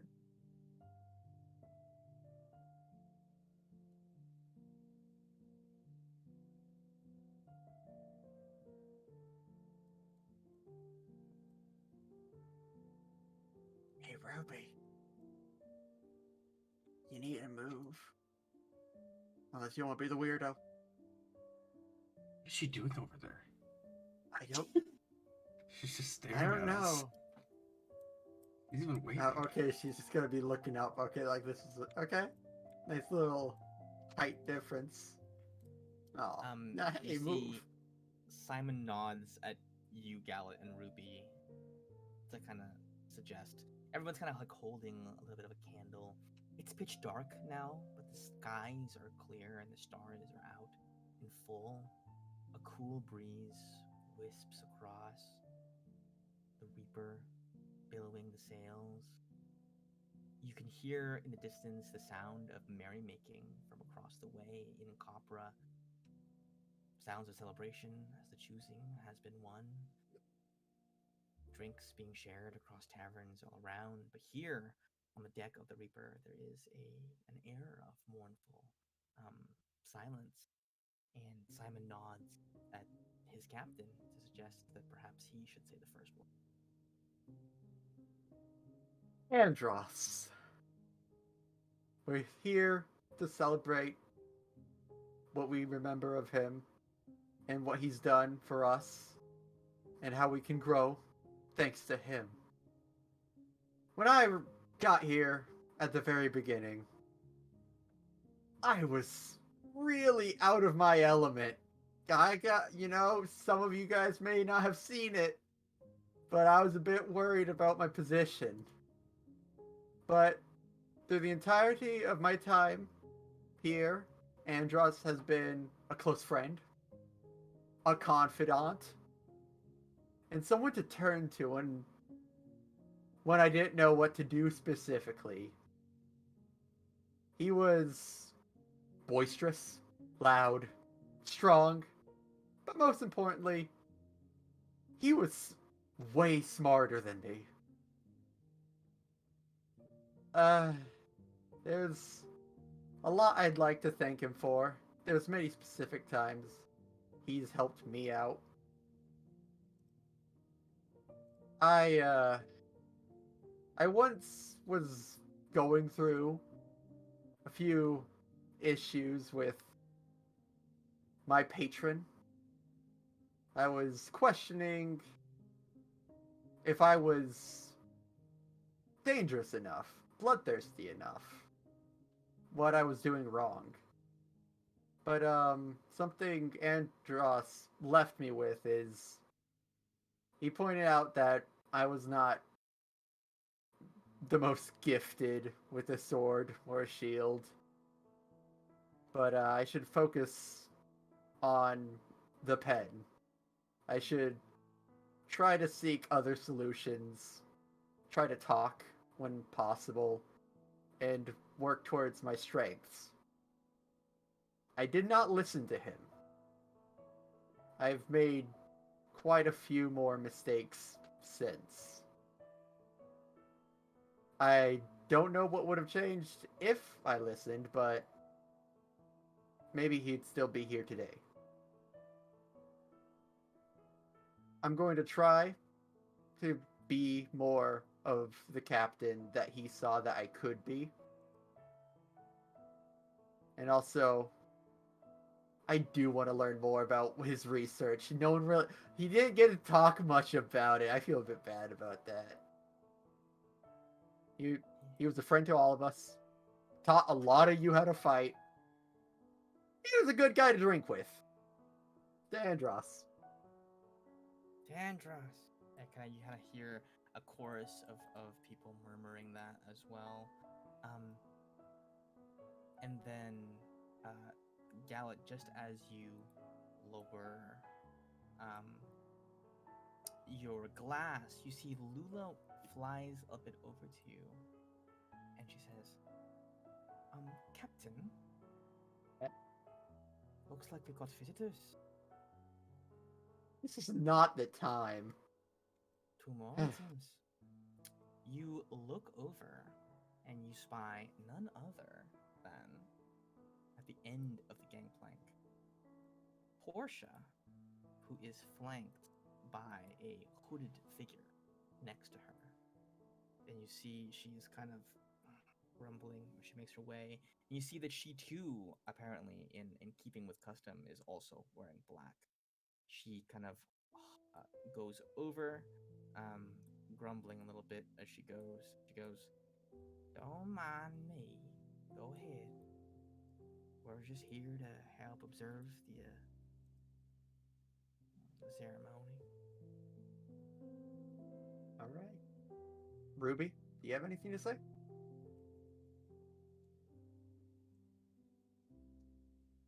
Yeah, I could say something. I mean,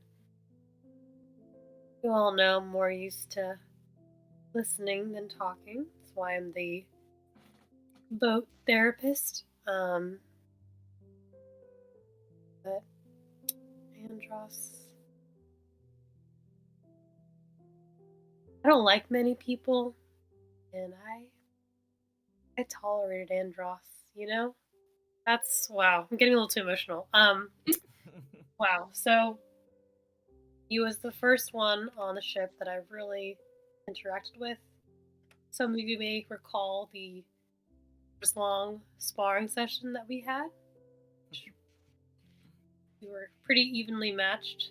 So, yeah, not only was he strong, though, he was very wise and smart guy. We all probably could have learned more from. Yeah, and I thought we continue to learn more about him. Probably going to visit Castlemond at some point. So yeah, here's to Andros. You're here. Here, here.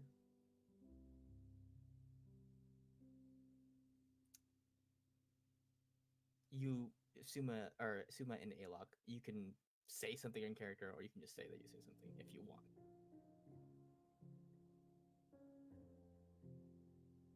Probably I wouldn't unless called on. That's exactly what Alok's doing. He's like, Alok really doesn't know doing it. I feel like Sue's also very distracted by Portia. He's like trying not to stare at her. Also, do we? Maybe I'm forgetting. Do we know what this cloaked figure is, or are we just Nah, ignoring they're I just that? know who the here. cloak figure is. But Okay. right now, So we're right just now like it's just cool not with the it. time. Okay. Well, right now it's just not the time. This is. But this what is if not it's a like fair the time. Grim Reaper? We're just like, it's fine, whatever. Oh, Well, I mean, wouldn't that be super fitting? what if it was Aramis and we're just like, we're not gonna deal with it. God. It's probably important, I but mean, whatever. eventually Alok's we're kind gonna of thinking face about that. that. But yeah, Alok doesn't want to step up. He never steps up. What was that supposed to mean? Anyone else? You see one by one, you know, Simon and Suzanne and Tink and Dal. They all say their piece. One by one, they go up and they share a few, stories from the ship. Even Lula has a couple stories about Andros. Um, she says something along the lines of, I was the only one who ever seemed interested in where I came from.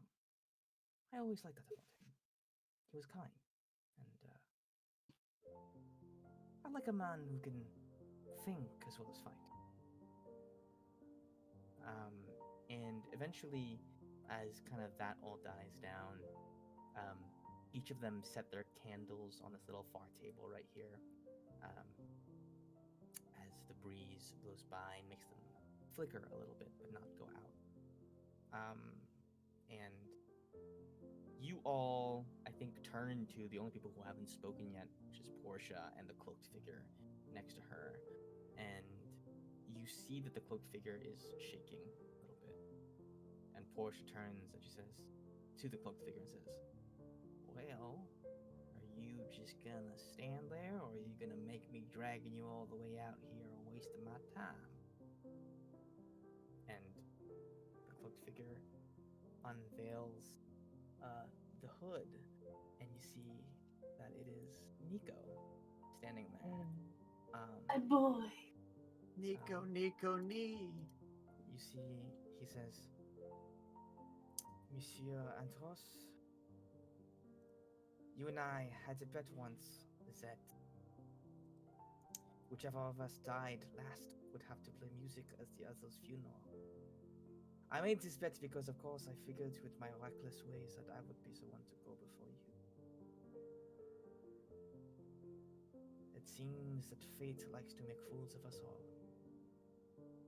And so he takes out his lute and as a closing note to the ceremony, he plays a mournful ballad that I think for a time just transports you all away. And I think as the song plays and Nico sings, the words become lost to the wind, and instead, what you feel is just raw emotion. And what you feel is that it is about Andros, but it is about more than that. It's about the loss of so many things and so many people. Never have you guys seen so much death in such a clustered point in time, so much hardship in such a small window.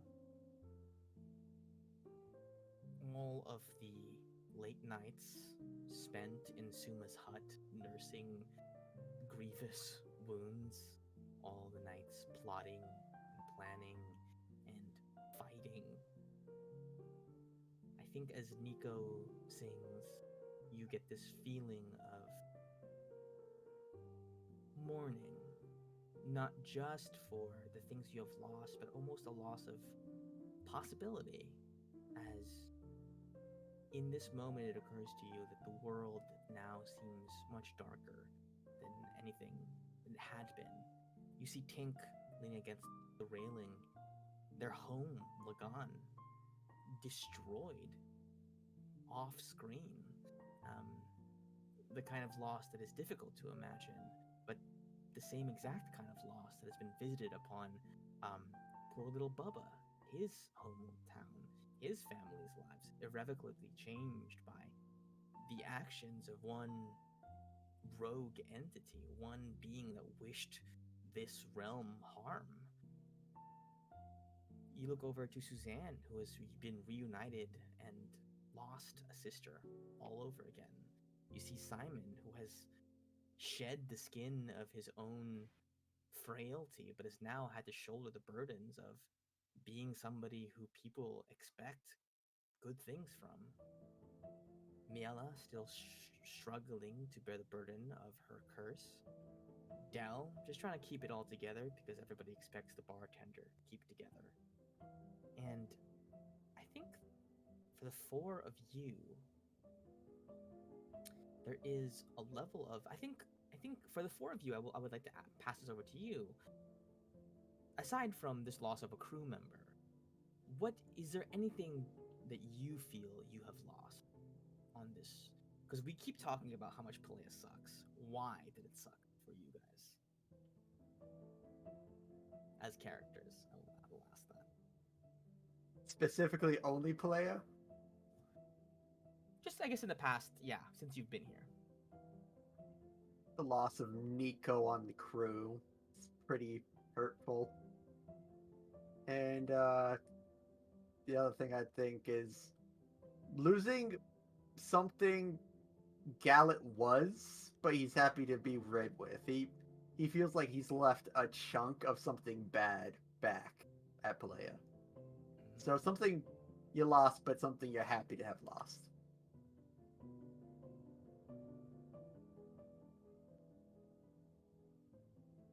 Anybody else?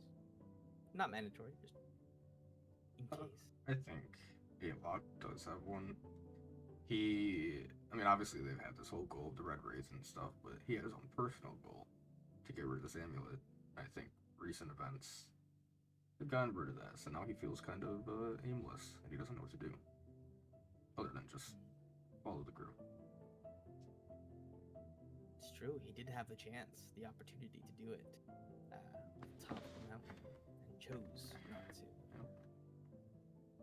Anything for Suma? What I is Suma think- lost along the way?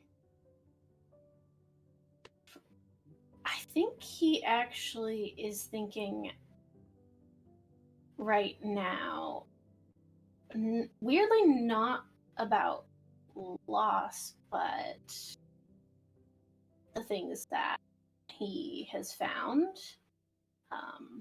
Because he started his whole journey with a loss, and that was the whole sort of driving thing behind it. But seeing, even though they're gathered in grief, he's seeing his closest friends that he has been in grave peril with, and also these people who trust them so deeply and have such like a deep camaraderie. And even Portia, who just teleported Nico here because he said he would be here, like he, I think, is feeling just like a lot of gratefulness and love for like having so many amazing people in his life that he never expected to ever have something like that. Perfect. Yeah. What about Ruby?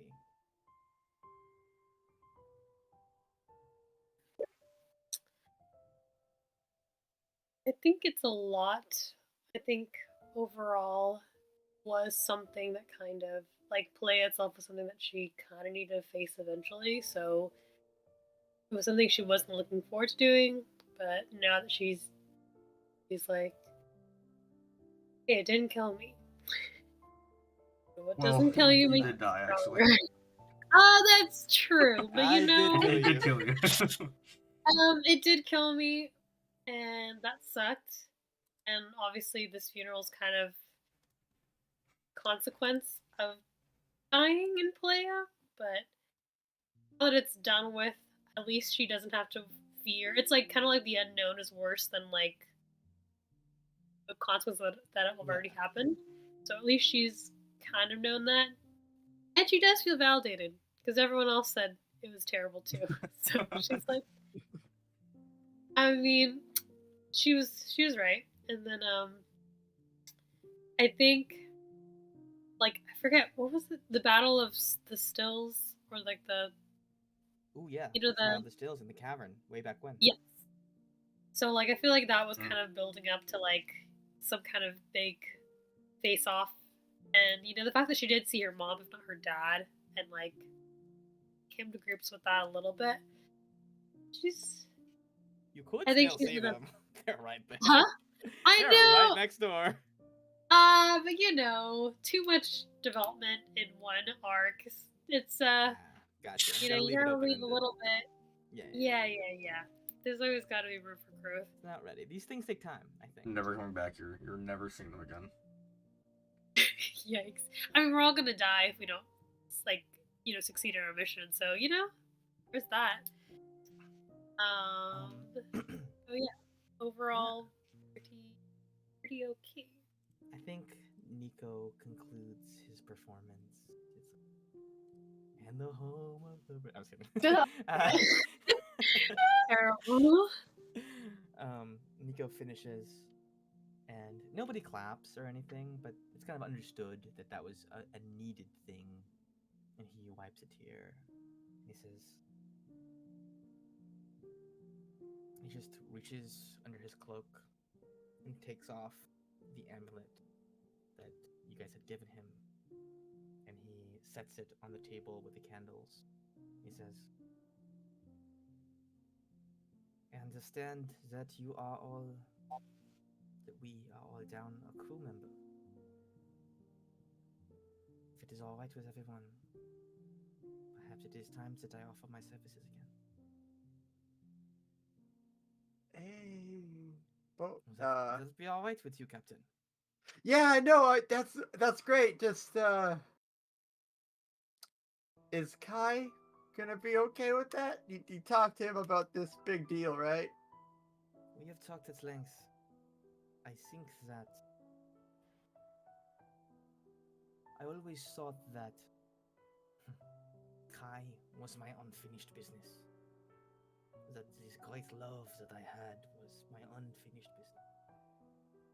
But I think now, having learned what I know about what I am, I've come to understand that as I've lived and breathed upon this ship, I have gained more business that is not yet finished.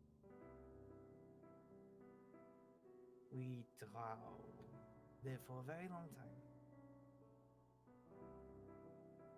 Kai will be around once the deed is done. All right. Well, welcome back aboard, Nico. He does a big, deep, dramatic bow. Hey. And he says,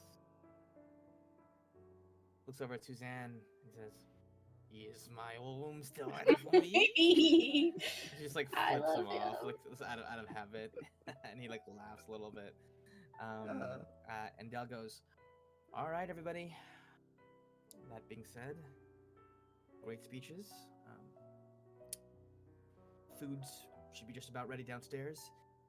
Feel free to come down whenever you guys want to bite." Let's And get drunk. Yeah, we're Yes. gonna need some drinks.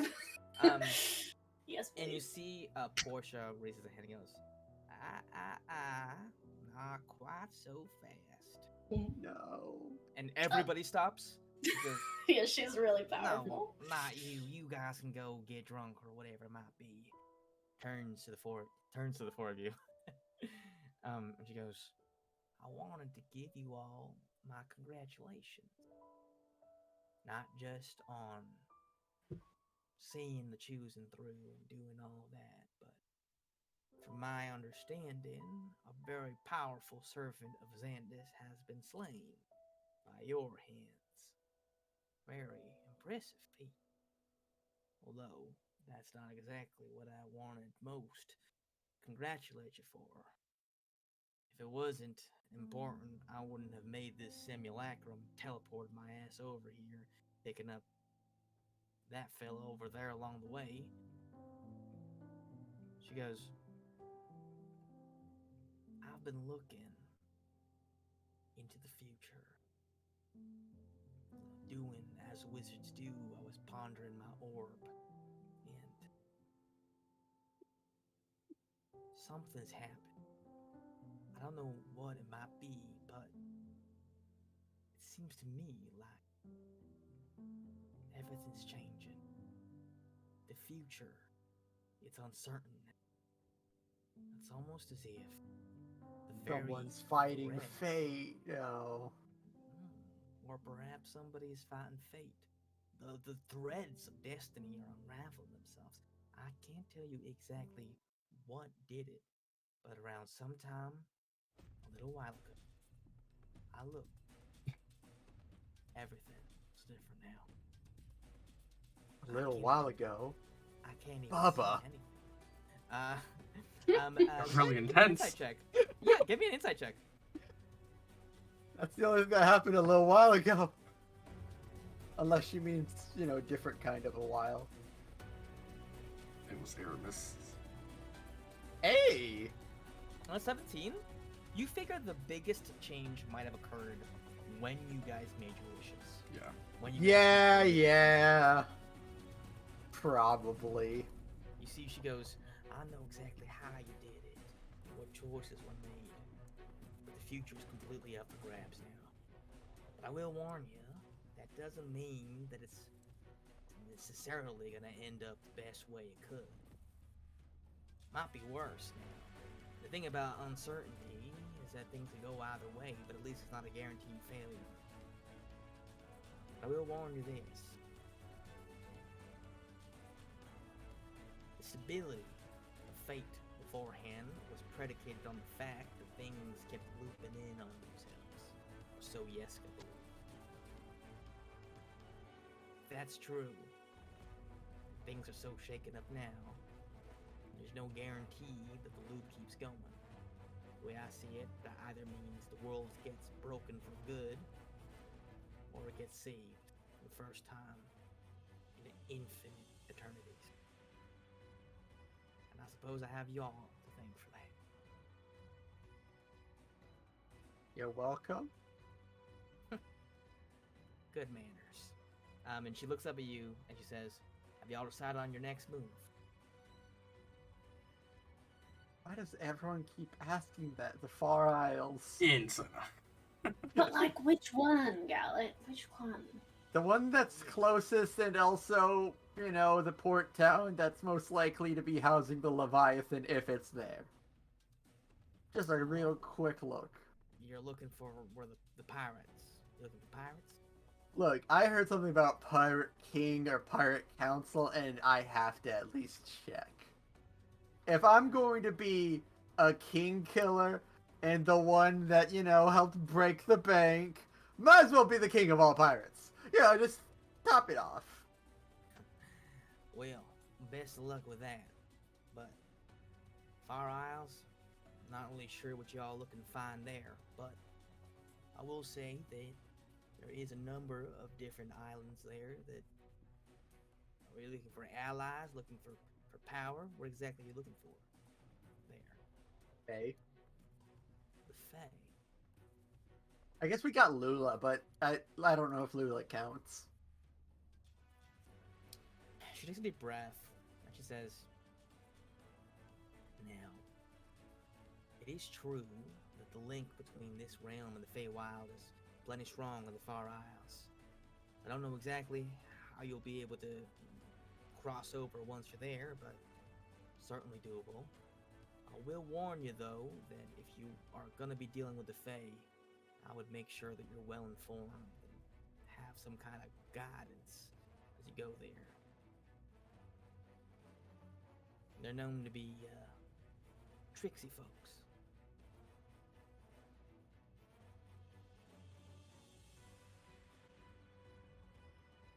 Anyway, you see, she says, wouldn't be my first stop, but I'm not the hero anymore.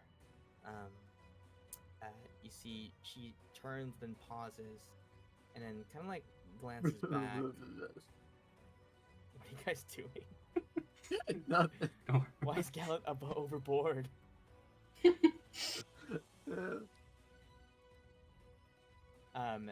says, I don't know whether or not y'all are still looking into Yeska, but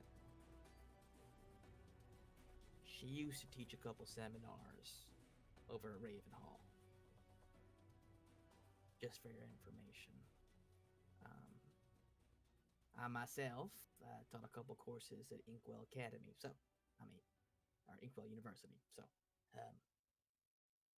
kind of a weird recurrence. Is that a humble brag? She gets, well, ain't that many powerful wizards on the face of Ela. There's not that many, most of us are, linked one way or another to the colleges. Not all, of course, but it is a common theme. But she just says, give me a little sending if you guys ever head out that way, and I'll do my best to get you hooked up as best as I can. She goes, well, I'm gonna go have a drink. Yeah. I'm dispelling the simulacrum. Let's get drunk, Randy. And you guys all go in. I guess. What is this? Hey, Soma, what's your university? Huh? Self-taught. Wow. I'm homeschooled. I was told only the greatest wizards come from universities. Must be rough. Yeah, it was. I didn't ever go to university.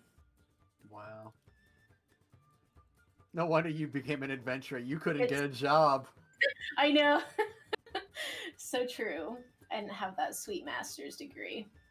Guys, over to the Cork and Cove, where everybody is gathered up. Hey, Just grab drinks. A little Shaz here. A little Lulu's over here. We'll drop Portia in here. She's drinking with Shaz. And yeah, I think I will leave this space for you guys to just RP as much as you like. Is Nico here? I think you guys, yeah, Nico is here. Nico is fucking performing his little gay heart out. Good for him. I'm glad he's. Yeah, what do you guys want to do? Well, I have something I want to do that's a little Party. more serious, so I'll let you guys do your stuff first. No, do it.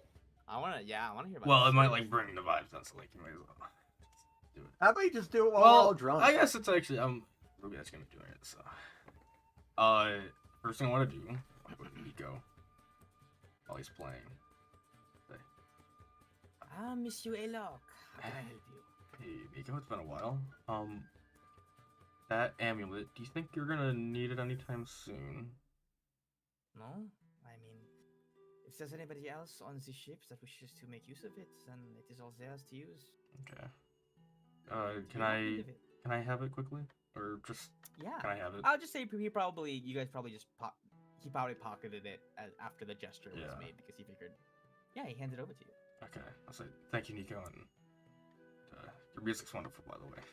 Oh, thank you very kindly. Keep at it. merci. Get her off. Keeps playing this specific song. Perfect. I will. Is Ruby talking to Suzanne? What is Ruby doing? Because I'm going to talk to Ruby now. Yeah, probably just sitting next to Suzanne. Yeah. Alright, I like go up and I tap your shoulder and say, can I talk to you really quick, Ruby? Holy shit! Can't sneak up on people like that. You know, like Sorry, announce I yourself. just walked over here normally. I His know. passive stealth is so high. Yeah, it's too powerful. Sure.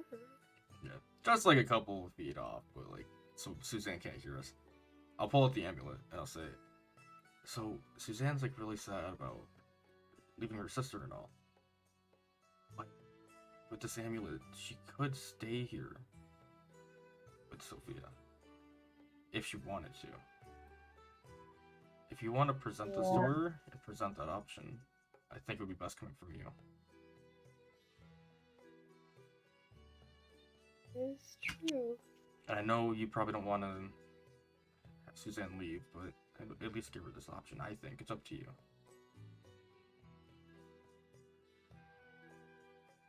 Yeah, no, I think And she's really like she's taking my role here. It's really Yeah. She's really stepping My on my drag toes. and kill. You just want to be the only rogue, right? Yeah, she's really just killing my vibe. She showed you up that one time in like Lockwood's or Rotwood's like. No, there was lair, 2 and then times. She also unlocked a lock I couldn't figure out. It was really obnoxious. No. But yeah, if you want to, it's up to you. If you don't want to present this to her, I'm not going to stop you, but I think it's best coming from you. You have a good point. She'd probably make this decision on her own. Alright. Good luck. And he'll scare off. Back onto the hallway. Just watching the party at this point. Kind of watching Ruby and Suzanne more. Okay. Ruby. Do you present Suzanne with the amulet? Yeah. After looking at it, how long was Nico gone, by the way? Like, with the amulet? Like... Probably like a full month or so. Because you left him in Yasar, right? Yeah. That was, yeah, probably like a full month ago. Considering travel time to Barvault and then all the stuff in Barvault and then weeks in the caverns for the choosing. I think she kind of like, she already knows she's going to show Suzanne, but just think to herself, like, a month is not too bad. It's like a long time, but it's not terribly long. So she will go back to the table, probably ask Suzanne, like, hey, do you want to quick chat somewhere? Yeah, sure. I was gonna go to the room anyway. I have to make it presentable for another person again. Right. It kind of has something to do with that. What's going on? And you guys can just step into her room really fast. Well, you know how Nico was able to stay off the ship for so long? Right. Now that he's back, there is an extra amulet. Probably make more too. Why don't we make more? But anyways, regardless, I think you should consider this option of using it for yourself. Just kind of like. Yeah. She falls silent for a little bit, and she cradles the amulet in her hands, and she says, "Do you know how long it kind of holds up for, or is it a permanent thing? Once you've made it, it's good forever?" I mean, it's a little bit DIY. So, I mean, Nico was gone for a month, so at least that long. Right. Um, Well, I don't know where Sophia went. I mean, if I had to guess, she probably went to Tarai. That's where mean, Damien's casino is. So I wouldn't be able to use it anytime soon, but I guess if we do catch up with her eventually, I could. where's Tarai again? Is it not? Left side of the map. Like past like Castlemont or Far Isles? Okay. Yeah. Got it. I see. And you see. Well, how did there's- she get there? Well, she's heading there. Like she took a ship. She's on her way there. She's not like Okay. teleported, but like that's Right. she assumes that Sophia is already making her way there to wreak her revenge and stuff. And she goes, Yeah. "What about you, though?"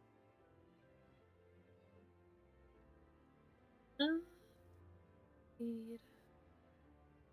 I was pretty much gone in Palea for months.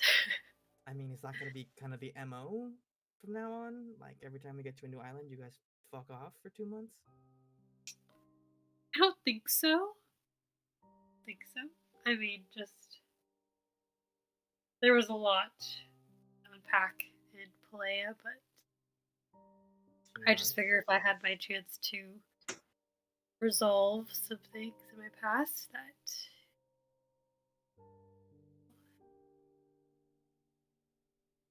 She holds onto the amulet and she says, "If we catch up to her again,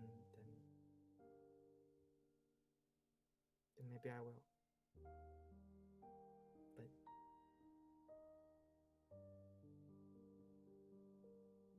it would feel wrong, wouldn't it?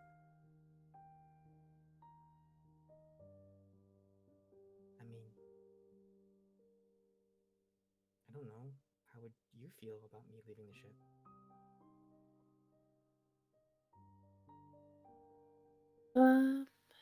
well, you're one of the people that I mean. I think I can a little time away if that's what you need.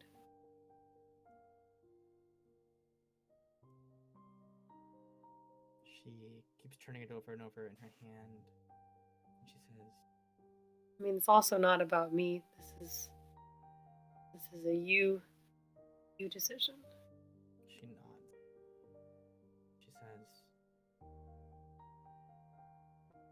"I'm gonna hold on to it. I think I need time." Is that okay? Oh, I mean, absolutely. Falls quiet. Big decision. And she says, "If you don't mind, do you think you can stay with me for a bit?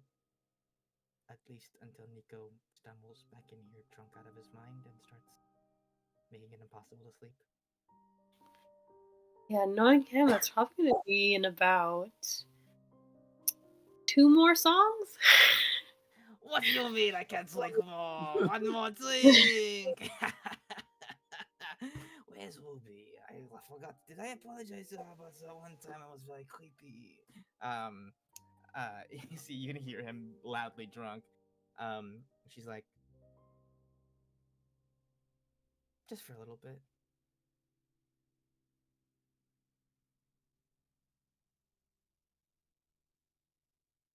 Okay. So you keep Suzanne company for a little bit. You can see the conflict is written plain on her face. Um, and I think she looks up at you and she's kind of just like, "It's funny because I don't know, all I really wanted was a longer leash. I always wanted to go out on the excursions and help with the missions, and now I can just walk free, and it feels like I shouldn't. I guess, I don't know. I've spent so much time trying to run from this place that I didn't realize how much it became my home." Yeah, I mean, that's the scary thing about freedom, right? So then you have to actually make choices. Well said. And she says, We don't have to talk about this right now. It's a pretty somber occasion. We can just, I don't know, catch up.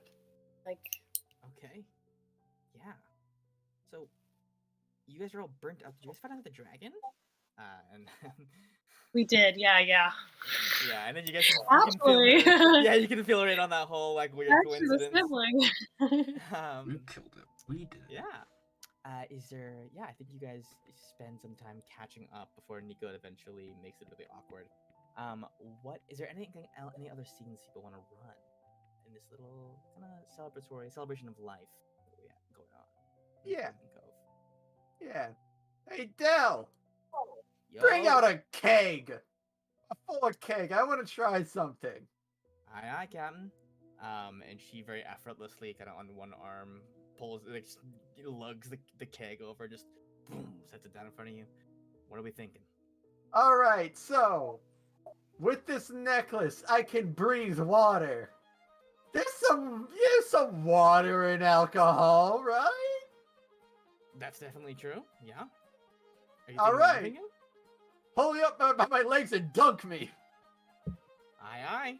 And everyone's like, drink. Like everyone's like banging on the tables, making it impossible. Like Suma, you're trying to eat, and then your cutlery just boom, your plate just jumps up a little bit along to the rhythm. I'm loving it. Every moment Nico's of it. like playing a little jig. Gallet, go ahead Yeah. and give me a Constitution saving throw with advantage. Yo, with advantage. Okay, on an 18. My question is this. Yeah. Are you simply just trying to breathe in this I'm alcohol, inhaling. or are you trying to drink it as well? Both.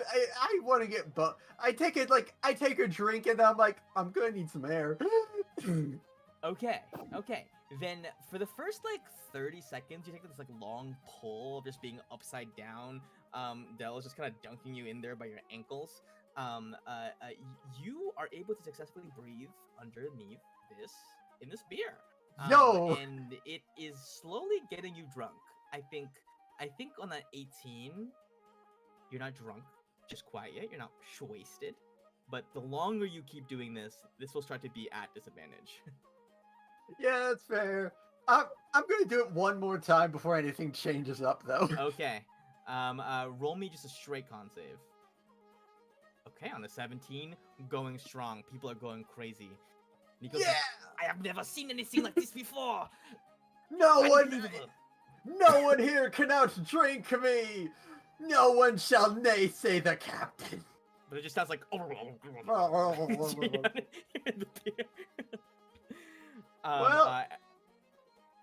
no, go on. One more. Are you good? Well, okay, if I'm on a roll, it seems like people are really, Okay. you know. This one will be at disadvantage. I'll use my human determination because that's Okay. super fitting. You are determined to keep drinking this beer. Oh my god! I think 3 passes in a row, you are able to comfortably drink for as long as you like without getting disgracefully wasted. You do get drunk though, for sure. Yeah. But not like wasted. You're in control. I'm gonna get wasted enough where it's like, okay, Dels does see that a good portion of the ale is gone and dunking me is becoming more of an issue. Yeah, and she goes, "Alrighty, Captain, up you go." All And she's right. Like, she goes, "Yeah, you're a bit heavier soaking wet in beer, but Wow, that's gotta say, all my rude. years of working in a tavern, I've never seen anything like that." Yeah, I can actually breathe the stuff. That seems like not healthy. I'll have you know, Like, are your the lungs most okay? yeah, lungs. They pump air. They can pump water. And it's ever heard of gills? God, Del, you should talk to Miela. It's alright, my fault. That was You know Oh. what? You see, Miela is like looking at the keg. I'm like, can I do that? Like, she like never You considered don't know. it before. You don't know. And I don't think any of you have actually seen Miela drink. You want But she just some like kind of cake? How looking lame. at it. And she goes, no, that is okay. It is, I was just wondering if I could survive that. You see, she's really she doesn't drink, but like she kind of wants to know really Well, badly Miela, if is she it could also do that. is it really drinking? If you think about it, you're just saying if you can survive different environments. If anything, this is for your survival, Miela. I think you should give it a shot. I'm just This- a little bit worried that it will seep into like my skin. It is designed to absorb nutrients to water and stuff. Well Don't you know then, no, that's a myth, actually. Yeah, that's not actually how skin works. Skin doesn't absorb anything. It's sort of an outer protection I'm layer. gonna make a little. Aw. Miela looks at the keg and musters up the courage Oh, to give it a try. yeah, Dunker. You see Dell is just looking at her like, honey, are you sure about this? She goes, everyone is celebrating, and I think that Andros was always telling us that we need to be brave, so I think I will be brave. Yeah, this is for Andros. And you see, she goes, can I just dip my feet in, like, first? And Dell's like, because she's, like, wearing a dress, so she can't be held upside down. And Dell's just like, okay. She steps up on the table, puts her foot into it. We've abandoned all pretense of hygiene the moment Gallant had his whole ass face and hair in there. And we're on a fucking pirate ship anyway, whatever. Who cares? We never and get she- sick. She's like swishing her foot around in there, and she goes. She's a lightweight. Oh no. Immediately drunk. She goes, Oh no. that's all. I feel so funny. She starts giggling a little bit, and Dell's like, okay, this is the problem now. She goes, It's a solution. and she's just like, and Dell's like, I'm gonna take her up to her room. It looks like mostly people are serving themselves anyway. And you see Dallas like airlifting her out of the room, and she goes, Dora, did you know that one time I rode a dolphin? It was a very cute dolphin. And Dallas just goes, yeah, I know. That's great, honey. You know when you're talking to your really drunk friend and you're treating them like a baby because they just are a baby at that point? Oh, interesting. Just like, one time I ate a starfish and I felt very bad about it. And he's like, okay. And Del is just gonna walk Jamel's drunk ass out of the room. I think Ruby and Suzanne definitely hear this if you want to chime in, and Alok, they pass right by you if you want to I chime don't in. think Eli would still be here. He would have walked away a while ago. I just don't want to cut him. Okay. Are you just in your room? Yeah. Okay. Then at the very least, as you're chilling in your room, writing in your journal, you probably hear just him go by. hear like, but I don't want to go to sleep. I want to be in the party with everyone else. Wait, that's more German actually. And Del goes, Miela, you have to sleep. Drink this water. She's like, but I don't want to drink water. And Del just goes, okay, fine, I'll fucking splash it on your skin. And she goes, no. And you just hear like a bucket of water being opened Oh my goodness. onto Miela, and you just hear silence, and then I do feel better now. Thank you. And she just The goes, bed's "Good night, soaked." Miela. Good night." She's Yeah, so the bed's soaked, but she's a mermaid. It doesn't care. Yeah. They're It's the her room next to me natural too, element. so I'm just like, Yeah, you I'm hear trying to all of concentrate. that. I'm like, okay. That's why I don't drink. Beautiful. And then actually, as Del leaves, you just hear, Del. Yes, Miela. Can you get me a glass of milk? And she Aw. goes, okay. Stomps back down to get the milk. And Miela is out of there. What's that there? Del One eventually- down. Del eventually comes back and she goes, The hell does that mean? never again. I'm sorry, Del. You're gonna have to be seated for tonight as you have left your post. I am now the bartender. Oh, okay. In that case, I'll take a whiskey sour. I just get the. I just look for a bottle that I think is it. I can't really read right now, and I'm just like, yep, this whiskey sure is sour. Okay, so that's gin. No, I'm just kidding. And you and Dell have a little impromptu bartending mixology crash course. Um, Great, Suma. Is there anything you want to do? I think Simon is drinking with some of his buds. You see, Portia is very, sipping like a red wine, classy lady that she Mhm. is. She's very Who do you want stately. to spend your time with? I've gathered all the napkins, and as I get increasingly more intoxicated, I have begun a like half conspiracy map, half like you know how in football they have a whiteboard with like the tactics like drawn Yeah. on Like the circles and I've X's like and arrows. I've like started making charts on all the napkins, but they don't make any sense because I have had a lot of cocktails at this point. Yeah, I Um, think let's see, you're probably at this table. I think Portia I eventually. I think I'm sitting across. I think I'm sitting not next to Portia, but Oh, perfect. It's like across like them at the from her. end of her table. And every so often, I just like look at her weirdly.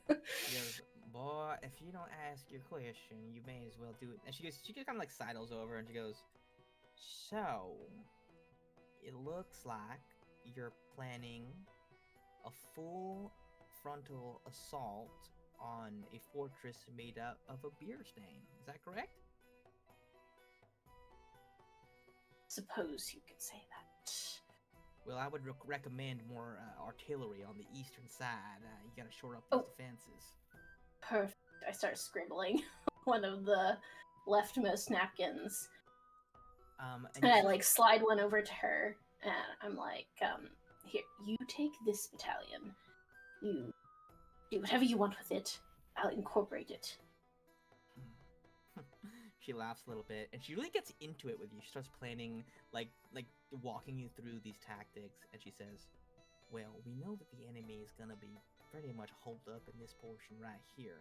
Now, what we're gonna want to do is cut off any avenues of their escape, because if they're able to take this fight out to a different battlefield, it won't be to our advantage anymore." And you see, the more she talks about it, give me an insight check at disadvantage, given how drunk you are right now. Insight, you said? Yes. 11. On an 11, 11 is still over 10. You get the sense that Portia, having her guard let down a little bit by also drinking and celebrating, you get the sense that she is reliving a memory.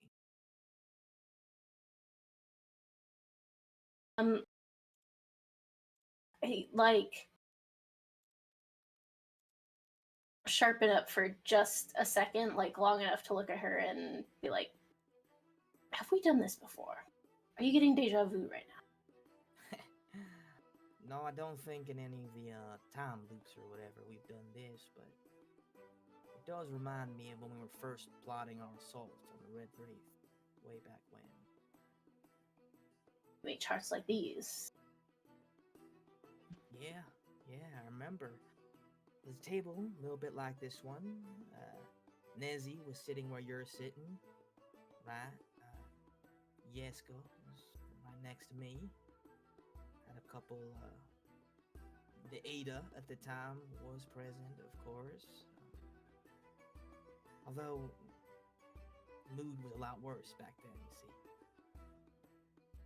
But Yes, well. this layout right here, we're all kind of surrounded up at a singular point. When the Red Wraith attempted to destroy Elo the very, very first time, he went to the very center of the sea to do it. It seemed that there was something about that spot that was mighty important, or perhaps he just liked the symmetry of it all. Elo looking roughly like a oval anyway, it kind of made sense. Perhaps his magic needed to be there to reach everything as well, I'm not sure. But, instead of battalions here, we had ships, we had, legions of wind cloaks on this side. We had the sea wolves from Laki over on this side. Not to mention a couple of pirate ships also participated.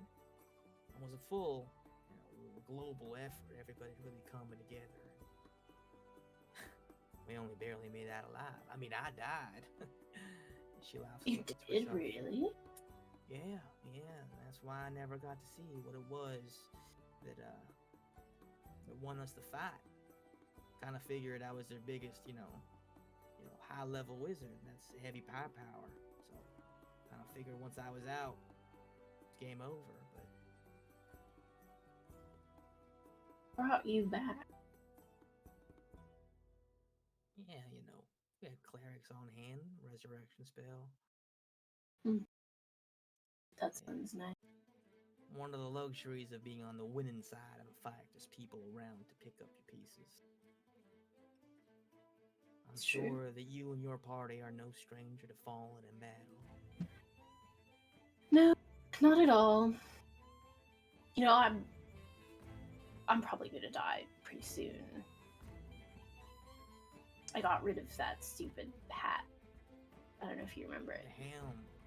Yeah. Mighty powerful artifact. I kind of threw it into the lava.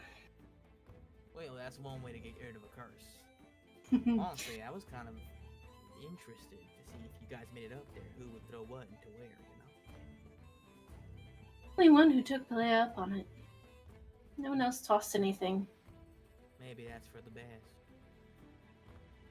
If you were to hear Yeska tell the story, she'd say that probably that keeping as many factors the same as possible while she creates her outliers would be the best course of action. And having Gallet not in possession of that ring might throw a wrench into the works.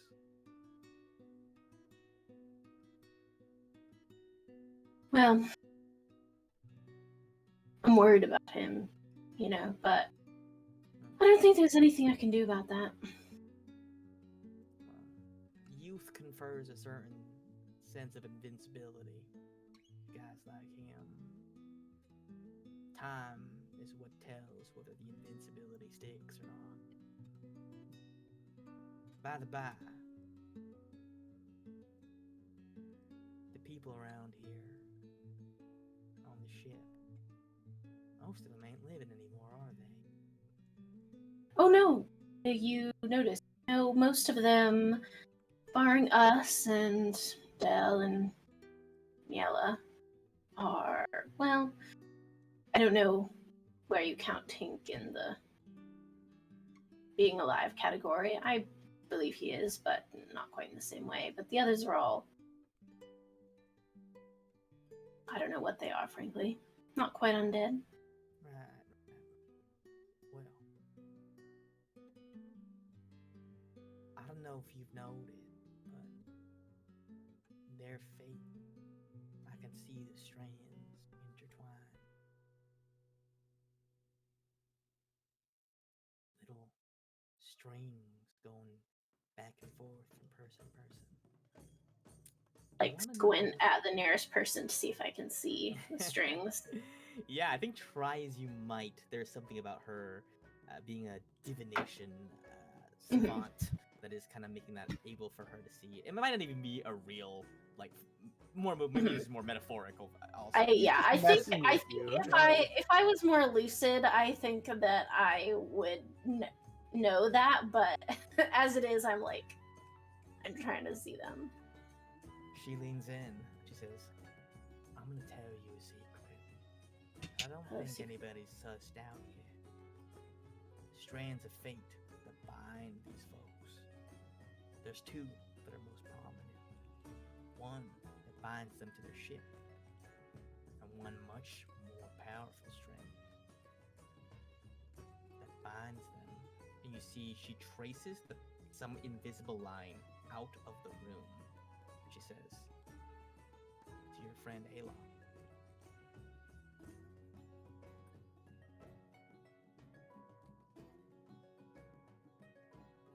I mean, kind of makes sense.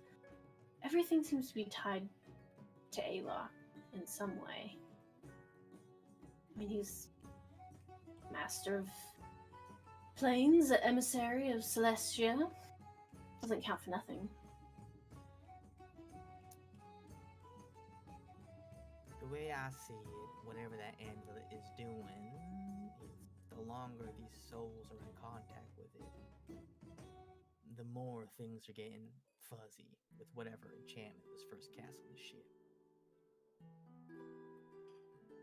For Well, better you know, or for worse, at some point, do you know Aramis, the previous owner of the ship? I've heard tales. I feel like he kind of knows everyone in a weird way. The man's been around a while. Him and Yeska worked together once upon a time. Of freaking course they did. He told me at one point that we would be able to find a way to free them of their ties to this place and let them go free.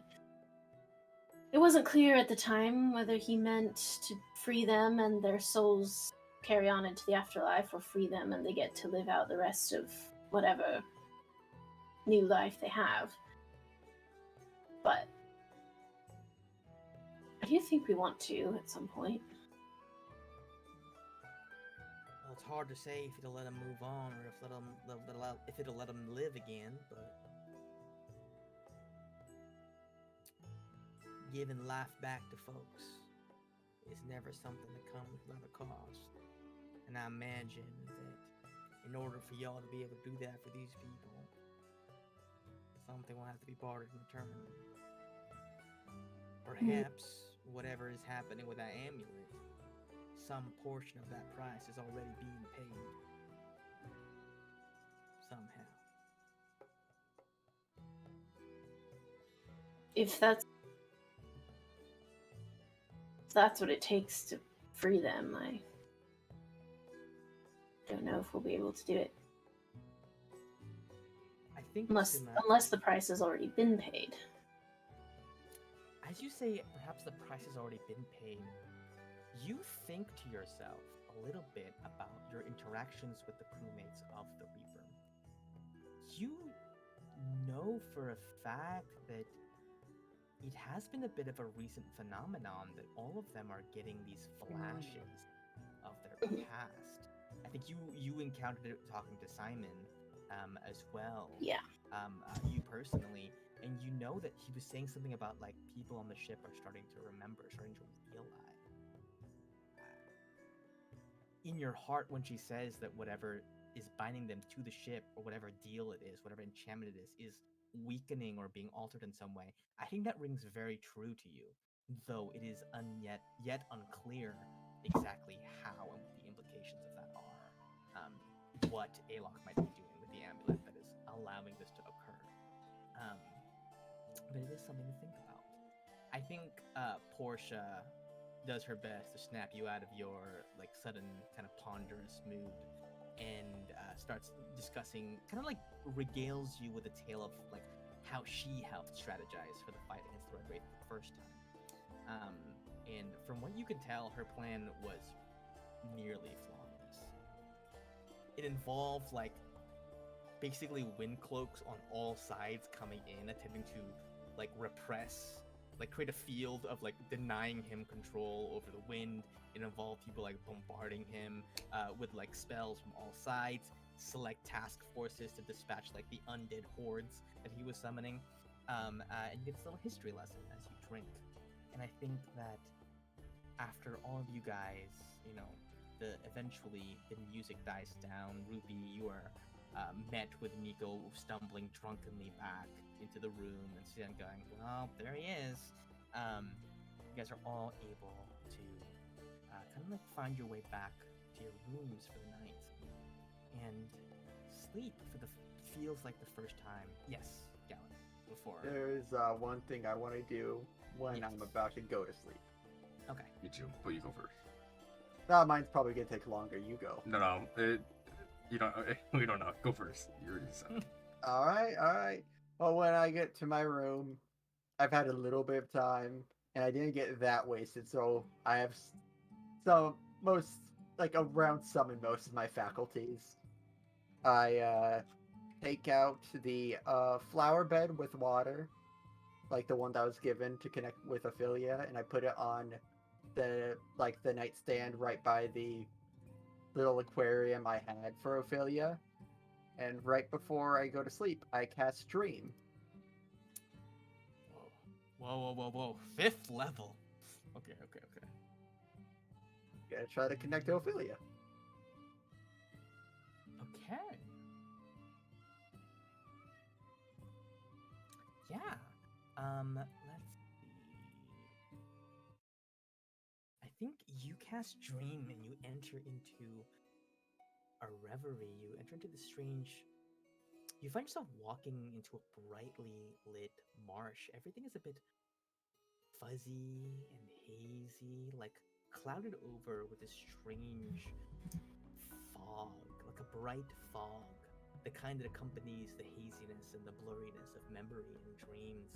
It's a comforting place though, and then you find sat on a lily pad, much too big for her, still large for a frog, but small for an emperor frog size.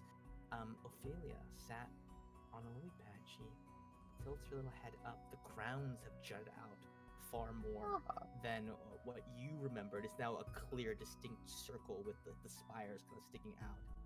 And she says, Gallet, you came. Hey. Yeah, what, were you expecting me? I thought this was sort of unannounced. You get the sense that you can make an insight check with advantage, given that you're pretty familiar. Get the feeling that, like, in Ophelia's dream logic, like her asking that as part of her dream logic. You know how in a dream you like just know things are supposed to happen. Oh, Like okay. in her head, yeah, she invited you yeah. over here. Things as part just of, make like, sense here. It's just the narrative of her dream has led her. Yeah, it makes sense. Yeah. And she goes, "Oh, I mean, welcome to the marsh. Yeah, it's It's nice, right? bit more hazy than expected, but this is a dream, and I don't know if I'm in control of it or you. Oh, this is a dream? I believe so. Give me 1 second. I'm just gonna like look at a tree and just turn it into a muscle man doing a figure pose, like a pose. Does it do that? Sure, yes. Yeah, no, it's definitely a dream. Oh, and she goes, oh, well, in that case, where do you want to be right now? Is there anything you want to show me? I wanted to have a bit of a conversation with you, and I don't know if you want the hazy swamp. Maybe that is your home. That might be rude of me. See, she closes her eyes, and then she blows a big, like, swamp bubble. Bubble. And it expands, boop, until it encompasses the both of you. And you guys are kind of, like, floated into it together.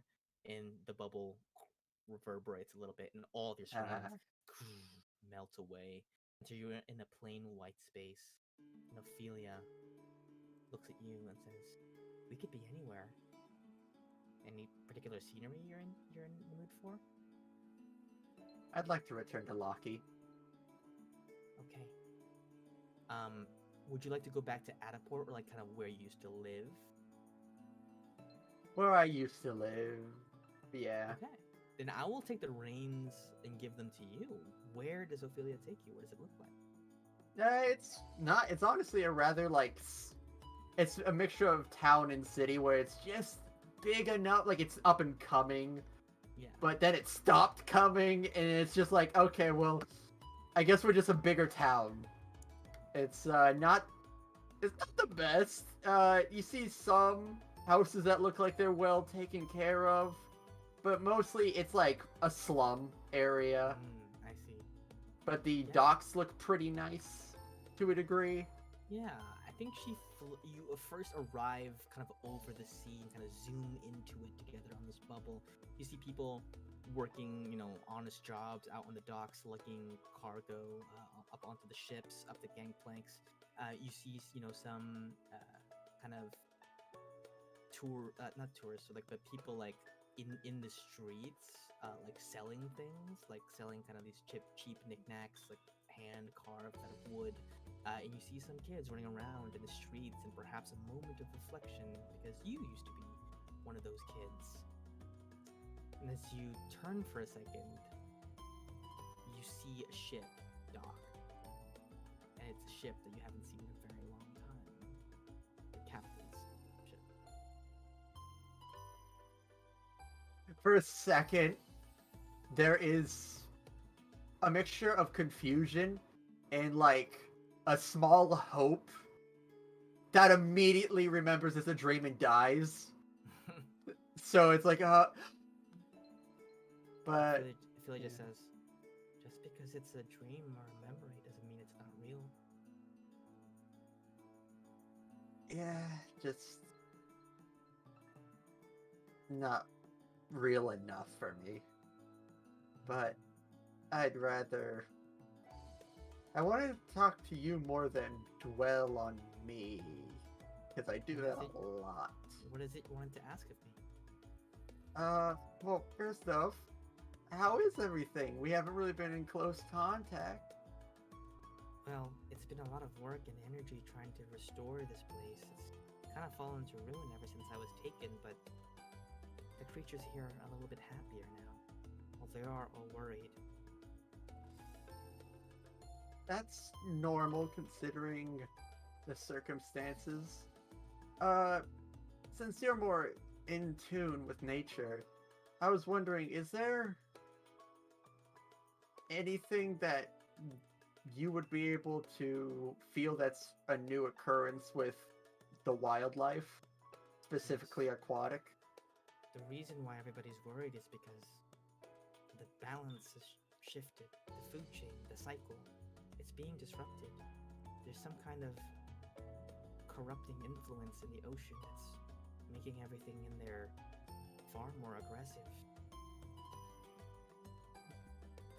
Well, Every single change affects everything else. yeah.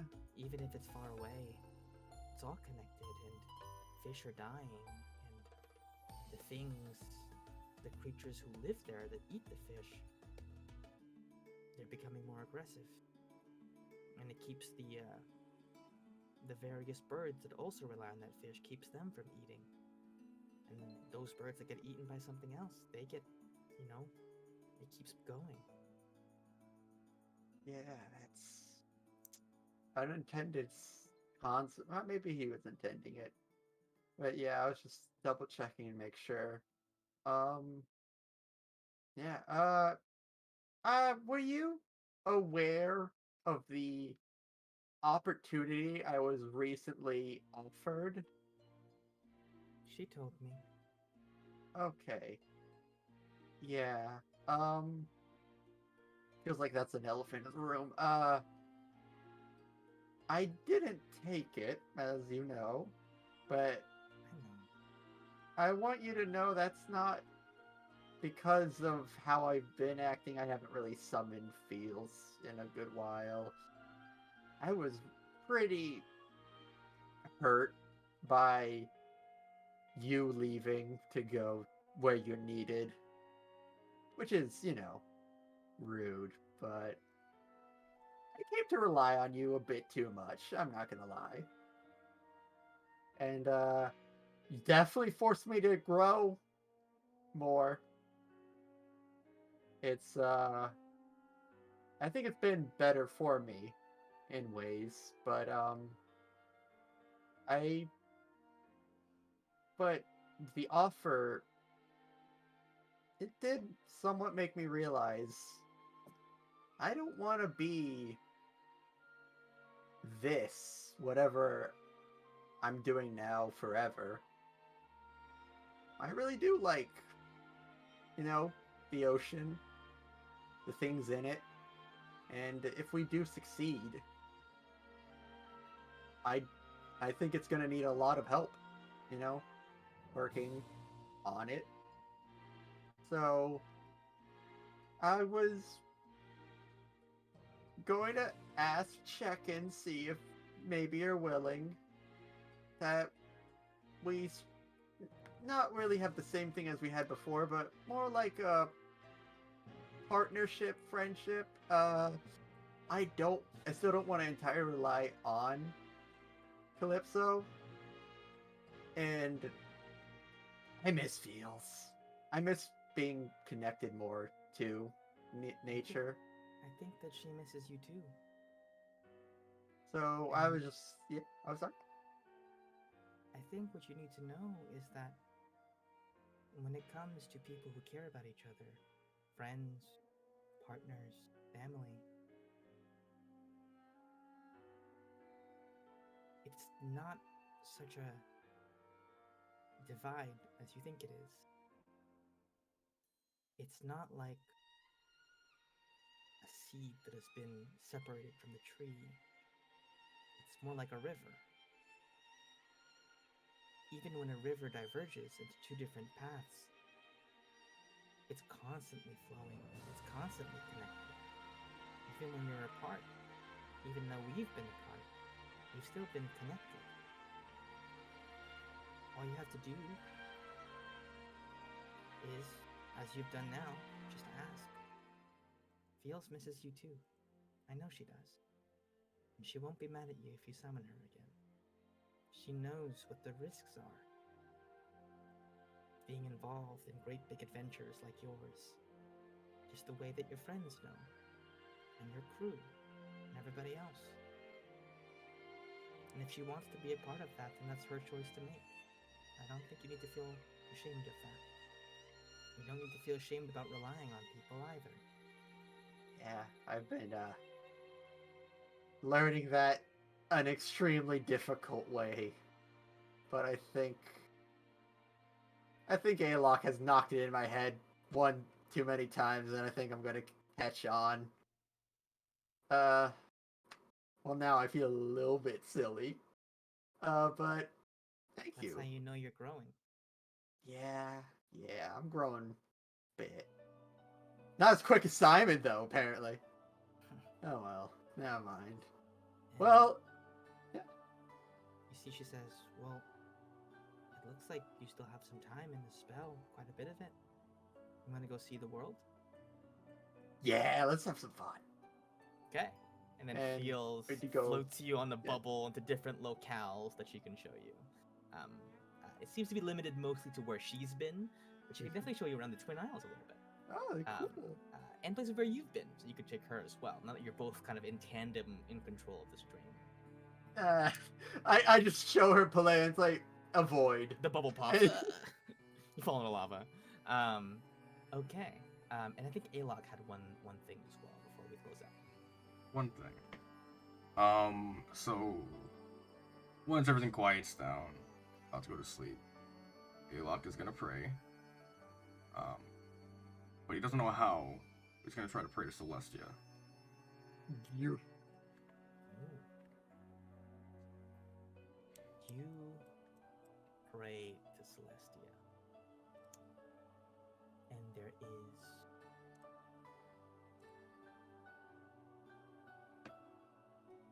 from what you know about Celestia, from everything you have heard about, I think what comes to mind is what Ravon told you. Do you remember the old halfling? I think in Mayara, the one in the rocking chair. The absolute G, yes. The one that Yeah. saved us, yeah. He explained to you that Celestia of all gods was the most passive. She, in her capacity, acts mostly through inaction. She acts through the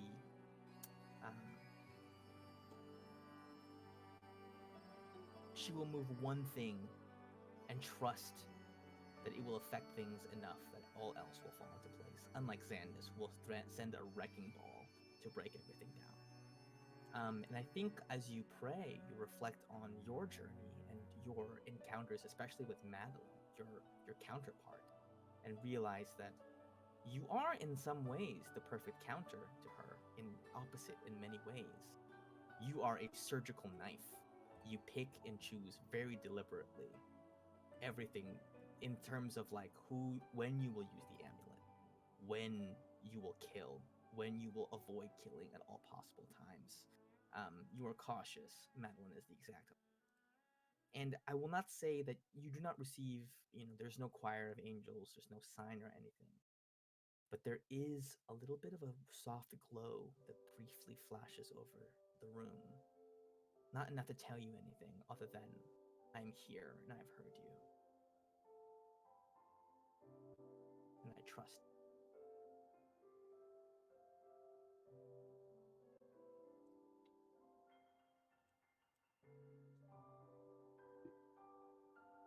A bit more comfortable and I go to sleep. But maybe a little annoyed too. Yeah. Screw that. You guys all sleep one by one, and when you wake in the morning, you guys all get up. You do your customary, like morning routine exercises, and you guys begin to set sail. I think, as you guys get up and get ready for the journey ahead, there's much flurry of activity of people bringing out maps, and Simon is helping plot the course and making sure we have all the provisions that we need. I think, though, that this is where we'll end our session with all you guys, sleeping for the night and then getting up in the morning, having picked a place to go, the Far Isles. You don't necessarily need to know which of the islands you want to try and visit first, just that you're snooping around the area for pirates, maybe, and or information about the Feywild. But yeah, thank you all so much for a lovely session. I think that most of what we needed to wrap up has been wrapped up. I think we are done with Palea finally, and next session we'll be able to take to the seas once more and perhaps fight some sea monsters, maybe. As they have been showing up a lot as of late. That's a thing that's happening. And yeah, thank you again for sticking through this incredibly long season. I think that it has been quite some time since we've gone anywhere else, since we've sailed on the high seas. So it's nice. Yeah. It's nice to be able to finally get back out there and start exploring again. Hey, Chino. Yeah. I didn't choose. No, we didn't level up. No. I didn't choose my invocation yet because I wanted to see how well that went. Since I have that connection still, can I use my invocation to pick up the Sculptor of Flesh invocation, which basically gives me polymorph? Sure, yeah. Alright. Hell yeah. I'm gonna be an animal. Oh, cool. And water animal. I think you took Dream because I was thinking about taking it, but I didn't. So I'm glad that you did because I can sit The up amount of time Chino has hit me with, like, someone's messing with dreams. Nah, I caught on. mess on right back. Can't beat them, join them. She's gonna start appearing in. She appeared in a wave once, I think. Yeah, no, she's gonna have to get, like, Get more dynamic with it. During our many travels, like many nights on the seas, eventually we'll just be like, damn it, Gallet, please let us sleep. With a normal dream, stop going into our dreams, man. Just pops into your dream, time to play dragon chess. Hey, what's poppin'? What you doing, Alok? You sleeping? Oh, Trying to. Alok. That's canon to me now. That's Keep canon to playing with Gallic. You should show up in Alok's stream and pretend to be like Celestia or something. I have time. Oh my god. I got Dream now. Dream allows you to screw with a lot. Mm-hmm. And there's, like, no downsides. Oh, well, he can't fuck with Suma. That's true. right. I can't... That's why I didn't take yeah. it, because everyone I would send a dream to is a fucking elf, so whatever. Oh. Well, there is one elf that can get affected, it seems, maybe? Well. He does get mystical experience. Yeah, it might be something other than dream, though. Oh. It's worth it. It's worth a shot, if you ask me. Yeah, he gets more like. I hate to make a Harry Potter reference, but like how Voldemort just pops into his head at random times. It's kind of like that. Oh god, yeah, it is like that. Alrighty, gang. I think Thank you so much for the Yeah. sesh. It was a bit less climactic as the previous season finale, but I felt like it was appropriate for this season, kind of. I don't know. It Um, felt like this is about the same. We had a party. That's true. Who's next? Someone died. That's a good party. Yeah, Well- I think I couldn't justify it being this like feel good moment because this wasn't a feel good arc. It You know, wasn't. like Yeah, you I guys. think it was good. It It's felt more pretty. like It felt like a mixture of like sadness for what we lost, but we grew stronger through it. That's yeah, what it feels yeah. like That's the Malaya. vibe I was going. It definitely for felt like the right with way to end everything. this arc. Sure. Yeah, just kind of like a sober, but like, you know, like, yeah, having a celebration in times of duress, type of vibes. But thank you all for playing. I had a lovely time, and I am. Okay, so wait, let me remind myself. I Will should we be good have to a play on the session? 8th. Oh, okay. Okay. So Yes. the next Cool. normal session. Yeah, the next normal session. Yes. Okay. And I'm excited to do so. I will see you all then. And by the way, I scrolled up earlier. Viv, you were completely right. I think there will be a Bubba drawing in Liz's future. Oh yeah. I'll not. Oh, wait. Actually, you guys can go to bed. I did draw us recently, and I told myself I was gonna finish it more, but I don't think I will because I'm too tired. But I do want to send it to you because, I don't know. I just feel like I haven't drawn us in a while, and then I did. So I'm gonna send those. B. But yeah, I'll do that after we get off. Okay. Okay. Well, night. All right, gang. Good night. Thanks for the session. Night. See you guys. Bye. Awesome. Bye. See you in 2 Bye weeks. bye.